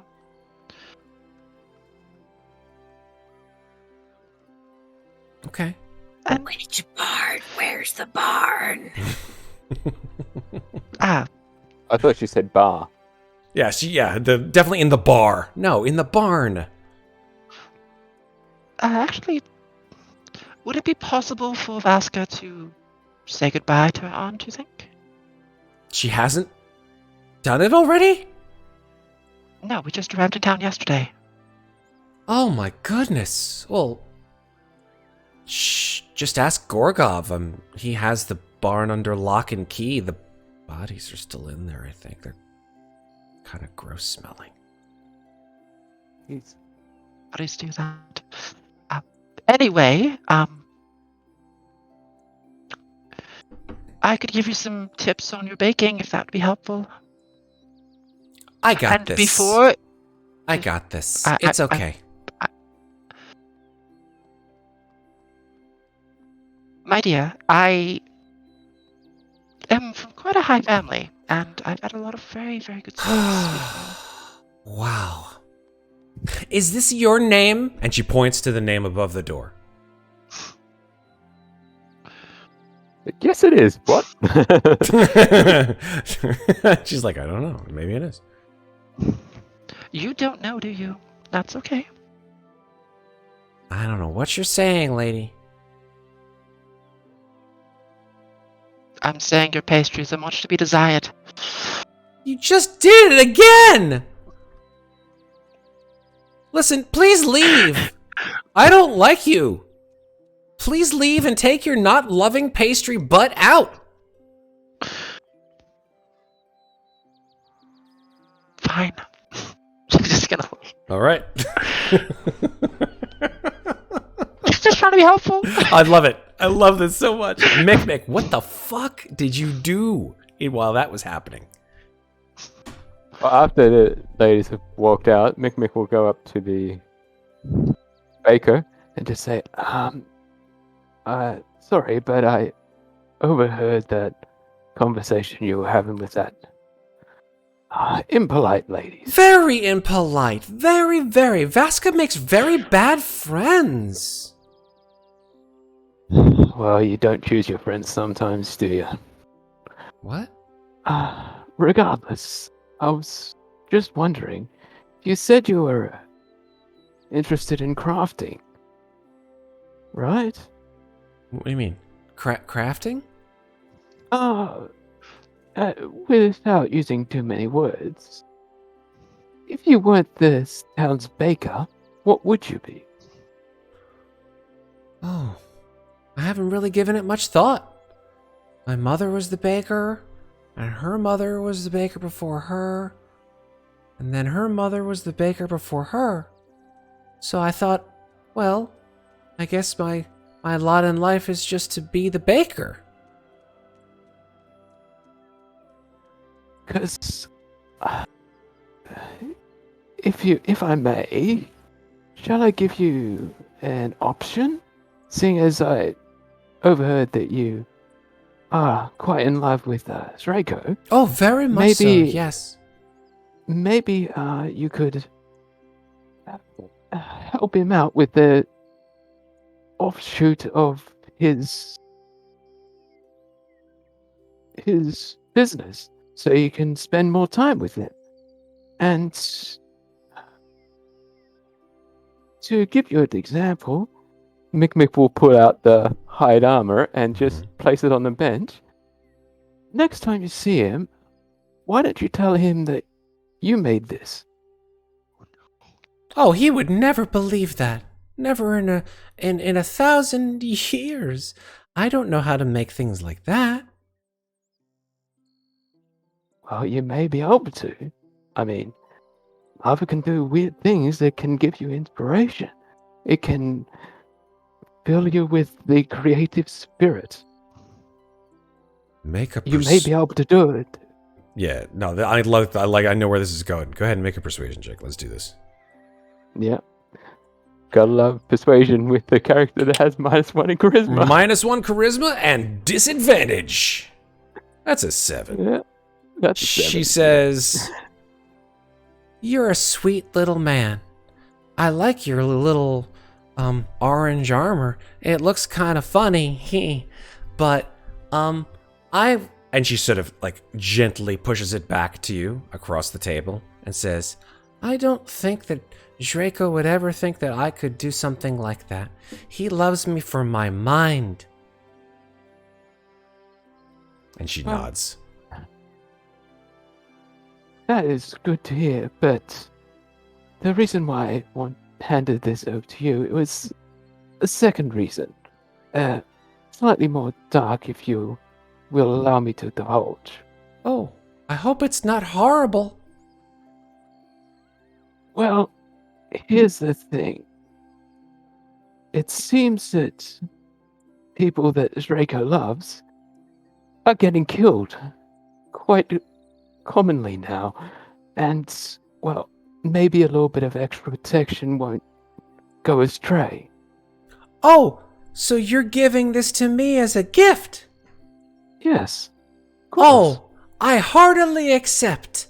Thank you so very, very much. And she holds it up and she holds it backwards. And she's like, I don't know how to put this on. You'll figure it out. It's not that difficult. Do I put this, like, my arm through here and then my head? Like, how does this... Does the buckle... Where's this... Why does this thing have a snap? I don't... Could you help? I really don't... Like, this is harder than most things I wear. I actually think putting on dresses is a lot harder than this, but... No, not That's really. Not the big. ones I wear. Mine are just sort of like pull-ups. You just step inside and just zoop, and there you go. Oh, this one is very similar. You put it on pretty much the same way. Just have the buckles over the The parts boobies? that you would try. Yes, that's There the we one. go. That's Sorry, I okay. didn't- You can say it. I'm not shy. Yeah, that's fine. Okay. So she lifts it up and she just like thunks it on, and of course it hits her right in the forehead. She's like, "Ow." Okay, it's okay. I've got this. I'll get this event. And like after about 10 seconds of struggling, she puts on this somewhat half-formed cuirass of hide/leather armor. Mm-hmm. And she's Baker the Barbarian. I mean, yeah, that's Yeah. fine. That's fine. Bakar, the Hey. barbarian. Bakar with 2 A's. I am Bakar. She says, Yeah, okay. I think This is- Draco would like to see that you're actually wearing some of his products. This next is time he his? sees you. It's actually scraps from his place. Oh, wow. Cool. Okay. Neat. Parts that would be otherwise thrown away. Okay, I like it. Thank you. Thank you so much. And she sort of like runs down and puts her knee on the ground and gives you a big hug. Mikmick hugs her back, of course, and says, Aw, just bless. try and stay safe. What did you say, Mikmick? Sorry. Mikmick will just say, just try and stay safe. There's a lot of darkness coming around here. And, well, I hope everyone's ready for what is about to happen. Well, you sound real scary. I've seen a lot of stuff in my day. Okay. She just stands up. Okay. And then, enjoy the rest of your So day. ridiculous. And then he'll walk out with the ladies. Yep. There you go. All right. And he'll just walk out with the ladies. Yep. And Mikmick just has the widest, kind of an evil kind of smile on his face. All right. Made a new friend, I see. Indeed. Planting seeds. Well, learned a bit more about this festival. Learned a bit indeed, actually. It seems there is a sacrifice involved, and while she thinks it's an animal, I don't know. I feel like there's dark magic involved here. My instinct is that the fox is not always been an animal. But that's just what I'm thinking. I did overhear that there are bodies stored in the barn, right? Yes, and we should go check that out. Yes, What investigate barn the is bodies, that? see if there's any markings. Well, she mentioned that we should go talk to the guard if we want to get into the barn. Well, we were going to do that anyway, so I suppose no time like the present. Okay. The old man. The last time you saw Gorgov, yes, old Gorgov, young and whippersnapper. Gorgov, OG, the original Gorgov. You saw him patrolling the front entrance. Well, I wouldn't front entrance. There are 2 entrances you guys have noticed. One is the south entrance, which is the one here. And one is the north entrance, which is here. You guys came into the north entrance. You did see Gorgov, you did not see Gorgov at the south entrance, so you assume, based on the fact that there only seems to be one guard in this town, that he would be somewhere at the north entrance. And so we go. As you pass by through the center of town, you do happen to notice this building here, which you have not yet visited. Yes. And that does seem to match the description of a barn. Has hay bales outside of it. Has 2 stories to it. It has a large door in front of it that has been locked. Is there a way inside above? There is a window, yes.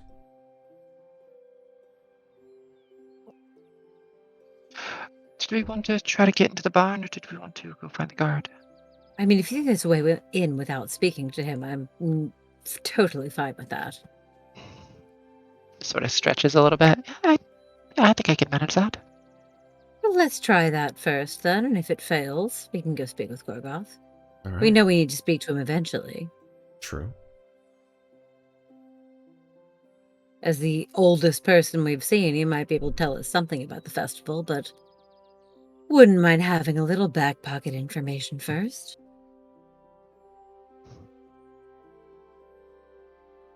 Okay. Any- What do you want to do? Sorry. I'd like to try to get into that window on the 2nd floor. Okay. I mean, it's the middle of the day. There are people walking back and forth in the village, so what do you want to do? Look around, see if anyone's... We're investigators. I'm Noticing just her? going to stand here like we're meant to be doing this. Yes. With purpose. With purpose. Grappling Exactly. hook. Rope. Don't have one of those, but You just want to try to I do climb actually up to the 2nd floor with no rope. I have rope. Okay. You can probably try to I could try and boost you. it's a 3 foot tall person, 6 foot tall person. What the? Yeah, Wait. you get an extra 3 feet. Sure. And then you squish Mikmick flat. I'm It's great. 5'10". I could give her a boost if she needs it. Okay. Yeah, the 2nd floor window is probably 14 feet off the ground. How tall are you, Amnestria? She is 5'7". 5'7" plus 5'10" is 10, 11. About 3 feet short. Let's try. Go for it. Unless Mikmick wants to try and lift them both up. Oh my god, what is What this? would I It's need like to a- roll? Or unless we need to put Mikmick on top of Amnestria on this little human tower. Yertle the turtle was king of the pond. All right. Sorry. References lost on younger viewers. Here we go. I would say if you're going to boost Amnestria up, why not? Yes. Yeah. I'm going to have you make a strength athletics check. It was going to be great. +0. Let's see what happens. 5! Ow! Doesn't work.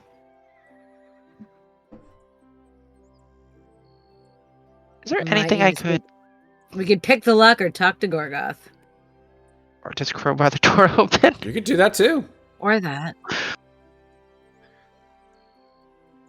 Fireball. Well, we are under under the umbrella of the Meistersinger, who is apparently the mayor of the town. So By There's- order there's of no the way for tonight. Meistersinger, I hereby fireball this door. or crowbar the store. You know. There's nothing to like throw a rope up and like climb up a rope, right? You could probably try to find something. Depending on how well you do on your dexterity check, you know. Okay. Batman It's like, rope. unless you want to strength me and let me acrobatics into the door from your strength, but I don't know what your strength is like. Just tie Mikmick to the rope and just throw him through the fucking window. There you go. Really? I have again. no flying Yeet! spells. I'm What? sorry. How to?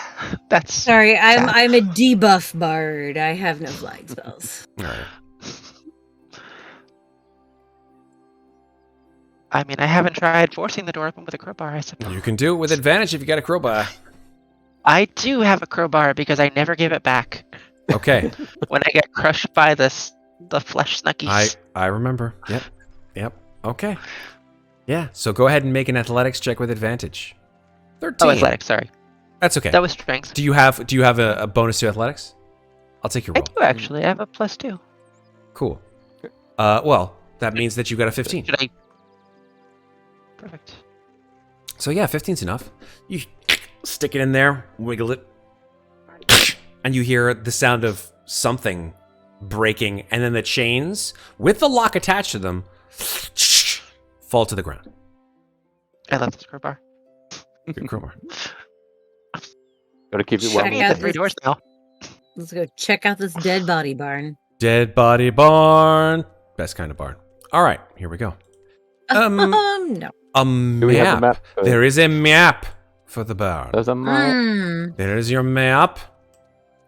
No Claudiu about it. Hi, Claudiu. God damn it! How did you get here? Get out of here.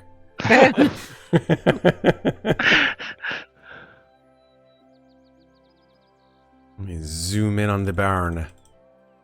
Hello, barn. So, Said there were bodies in here. there are. You smell them as soon as you come into the barn.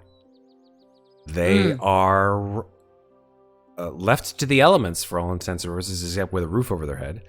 And it is an awful smell coming. Is there a rubber duck in that trough? There is a rubber duck in that trough. You got a problem? You got a problem with that?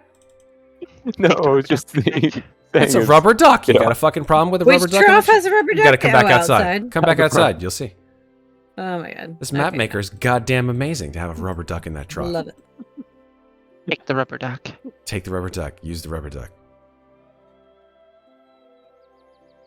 All right. I mean, she's already quackers. And the smell is getting worse. It's coming from whatever is underneath this blanket over here. Okay. Magic trick. 1, 2, Ah, 3. you're under me. There you go. All right. Lift the blanket. Okay.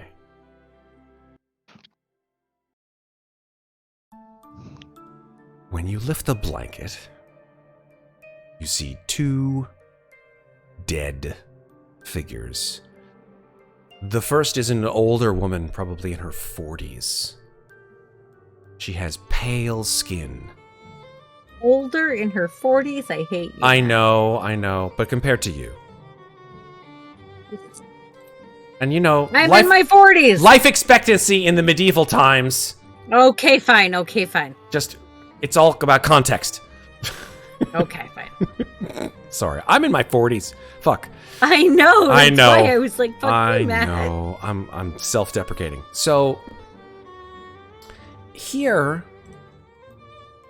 on this sheet, or on this makeshift sort of On this pallet. Yeah, pallet. Thank you. Covered with a You're sheet, welcome. is the body of this woman in her 40s, badly bruised, the whole body, and broken, like jutting bits of bone sticking out of arm and leg, and broken ribs. The chest is almost completely just caved in. Make a medicine or investigation check. I was gonna say this feels like that's way more than just falling wood. Question, There's a lot Matt. of ways. I Can chose use medicine. Identify? 17. I'm sorry, could you please say that again, Mikmick? Can I use the spell Identify So on the body? identify is not legend lore. Okay. Well, it's But- not really legend lore. It's more identifying if there's any Spell. common features. Well, between no, the no, two. no. Take a look at the spell No, it's identify. magic. Identify Magic. is for magic. That's correct. For magic? Okay. Yes. Legend lore is touching a common item and learning all about it. Identify is specifically for any kind of magical effects or on a person or thing. Well, I mean, you can probably still use it to see if they're under any magical influence or remnants of magical influence. It's up to you. Like they were charmed or something like that. Would that... If that were the case, the charmed condition would have gone away when they were dead. Yeah, that's what I was just going to say. But if there is there's any- magic on the corpses currently, you would know. That's correct. Yeah. But you If could use there's any detect magic for lingering that. magic is the reason why I was Yes. asking. Understandable. If you want, you can do that. In the 10 minutes that you probably would use that spell to the, therefore Well, I'm not going to literally cast it. Oh, you're just going to cast it. Sure, there's 2 bodies. Which one? You cast them on both? Yep. Okay, so that takes up 2 spell slots. Yep. Cool. You are saddened to find that neither the body of the woman nor the body of the older man in his 50s. There, see, I said it, Sarah. Thank you. You're welcome.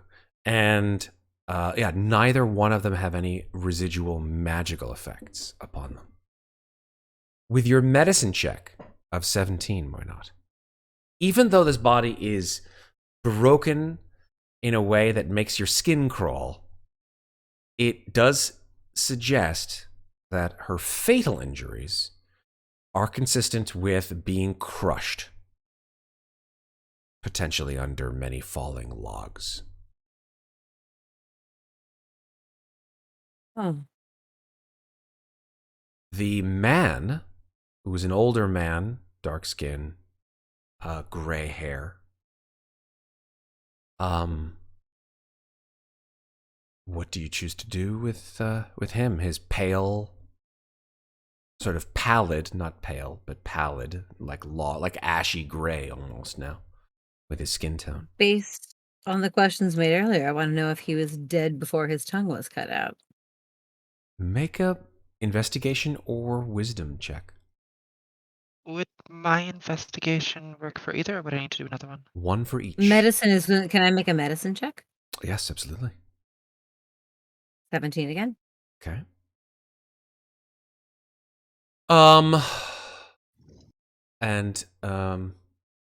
Mikmick, you choose to do... Oh, nothing, because he's checking out these tools here in the corner. I get it. He's like, tools. Can I investigate the tools? Yes, hell Fucking yeah. distracted Mikmick. Yep, as he always is. Mikmick distract. I love it. Mikmick Well, distract. he's already identified the 2 bodies.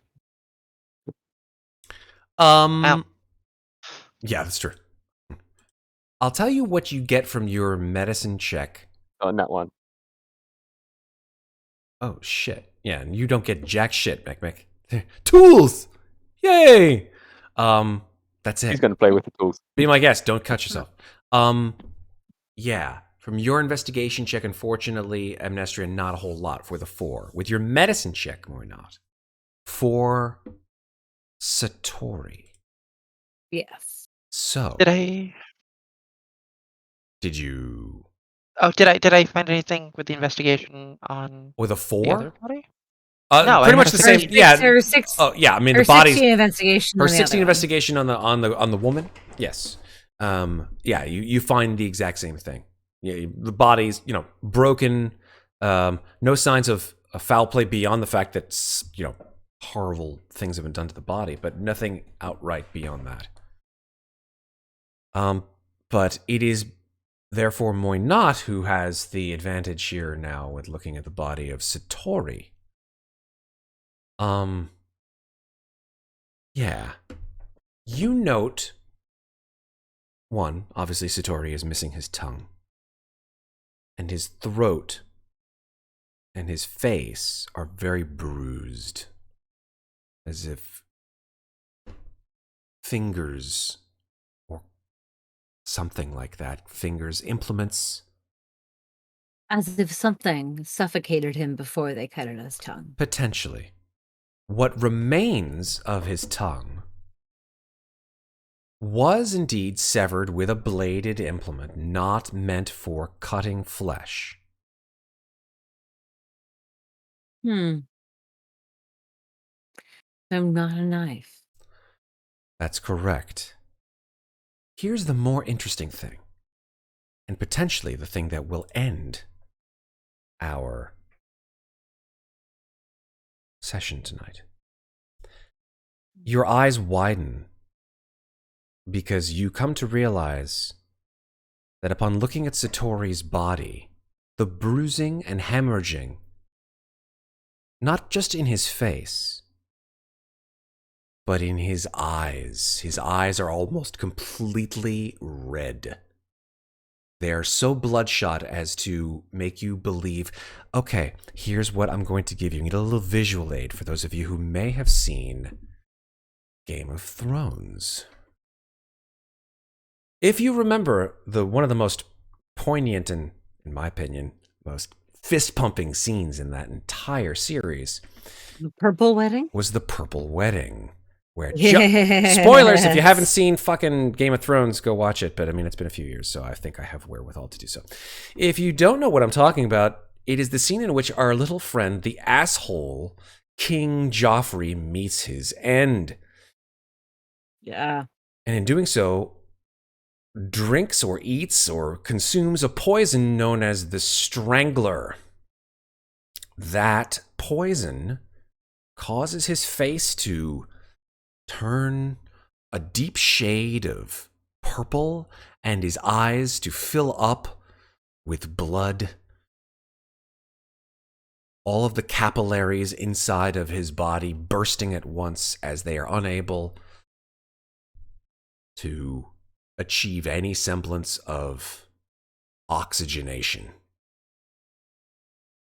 And so in this way, Satori's death was not from blood loss, from the tongue being cut from his mouth, but it was from poison.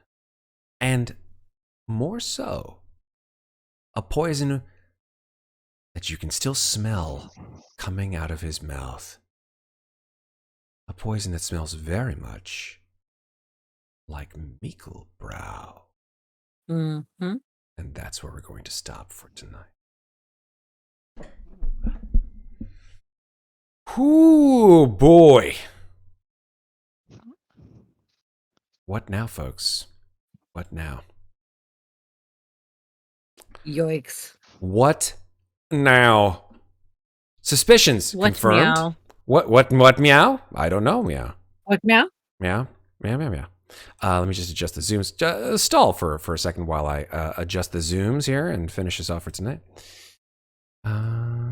Hey, everybody. This is Slices and Dices. You can find us here every This is like Friday. AM radio. You just like went with your AM radio voice. Hey, everybody. This is... Hey, everybody. Welcome to Slices and Dices. You can find us here every Friday, somewhere between 9:15 and 9:30. It just kind of depends on when we get our technical shit together, but we're doing our best. Yeah. Thanks, Sarah. You're so awesome. I think we're ready. Grew up with a dad who was a radio DJ. It's Oh, not snap. hard. There you go. I did not have a radio DJ as a dad. Very much not. Okay, so let me just wait for... Growing up, I used to have my friends call, like, when people were like, I don't believe you. I'm like, let's call his work voicemail. Did he I really? need you to hear his... I used to, like, it'd be a weekend or after hours, and I'd be like, let's call his work voicemail. I need you to listen to his work voicemail. Listen to the man's voice. Got it. And I'd be like, hello, this is Greg, last name at blah, blah, blah county, data processing. I am out of the office, right? It was like the smoothest voicemail you've ever heard. It was great. Love it. Okay, cool. All right, well, then that ends our session for tonight. So we are now transitioning away. And yeah, we're ready to say goodnight to everyone. We obviously say goodnight to Alex. And there's Maeve. Hey, all right. We are cooking and ready to clean up. So with that said, I'll go ahead and say goodnight. But let's actually just go over here. Sarah, tell us about where we can find you on the internet. I am Sarah. You can find me on the internet at Lovely Llama on Twitter and Instagram, where you see fun views from my workplace, my cat's food, and sometimes my snake. She's in hiding right now. She's trying to make me think she's escaped again, but I know she's a liar. And with full disclaimer that opinions of players do not reflect the opinions of Slices and Dices, the channel. I stand with Ukraine. Yay! All right. Fantastic. Thank you very much. Sarah, let's move on down to Red. Red, where can people find you on the internet? You can find me in multiple places, mostly games, because that's all I'm doing is whenever I'm not playing games, I'm playing games, and when I'm not playing games, I'm probably working. Okay. So you can find me on like Steam, GOG, Origin, places like that, under Red but no more, Beat Coach Driver. And yeah, you'll probably find me on Discord, where I'm constantly talking in the Star Wars channel. This is true, because we're preparing to have you come back with Star Wars in sometime. Week time. Yeah, that'll be cool. Thursday next week. Yes! Plan. More Star Wars 5e. Thursday of next week, correct? Yep. That's the plan. All right. The plan will continue. Let's move on over to Maeve down here in the bottom right. Oh, other way. Mirrored. There we go. Bottom right-hand corner. That's Maeve. Maeve, where can people find you on the internet? Well, I'm on Discord. I'm on Steam, like Red said. Also, you can find me at Maeve Climber on Twitter. And I use that tag for quite a lot of different things. So, I don't really have a lot else. Okay. I was just trying to find You are my enough. headset because it was dying. Oh, I was wondering. I'm like, where Yeah. did Maeve go? We were just Been there. about to see. I usually have like 5 minutes when it starts beeping before it dies, and I'm like, oh no, this is bad. No, it's all good. It's all good. That's why I got this beautiful, ridiculous microphone that never. That is dies. amazing. Oh, it's one of the best purchases I ever made. Thank you, Samson. You do not sponsor this video, but I don't care. Here we go. Hi, I'm Matt, and I've been privileged to help run these folks through another amazing session of Ravenloft Domains of Dread. And you can catch me and all the rest of these folks here every Friday or thereabouts on Slices and Dices at around 9:15, where we'll play Dungeons and Dragons and Alien and Pathfinder and all kinds of other stuff. Call of Cthulhu, Fiasco, Star Wars 5e, Dread, Honey maybe Heist. maybe other things coming down the pike, like, I don't know, maybe Terminator, Avatar, RPG. What? Well, I haven't heard this before from you, Matt. What are you talking? Don't worry about it. You don't know what you're talking. You don't know what you saw, and you don't know what everything didn't happen. This is all just a dream. Here we go. Take the blue pill. Go back to bed. No, in honesty, we are thinking about some new RPGs here, one-shots or otherwise. Just because D&D is the big daddy, but hey, we've got a lot of other cool things that we want to show people's talents in doing. So, hey, this is the perfect place to do it. That said, yeah, so Star Wars Thursday of next week, and back to Ravenloft on Friday of next week. Alien, I think we may be pushing towards the end of March. So check our schedule on Twitch, check our schedule on Discord. Join our Discord if you're not already on our Discord. You can find the information to our Discord in the doobly-doo below. And yes, we like having people, so please join us. Thank you, Red, for spamming within chat. And that's it, folks. Until we see each other again, folks, have a great weekend. Enjoy yourself, enjoy the weather, enjoy each other, and enjoy the people that Around you. are around you. Well said, Sarah. Thank you for that. Because honestly, folks, I can't say this enough, and I think it means even more so now than it ever has, is take care of each other. Please. But don't forget to take care of yourself. Think about it. Applies a lot. Thank you, everybody. Have a lovely time. We love you. I love you. I'm going to say it out loud. Hey, I love you. Look at us. Look at us. All right. I'm done. Have a good night, folks. Thanks for watching. We'll see you soon. Bye. Hey.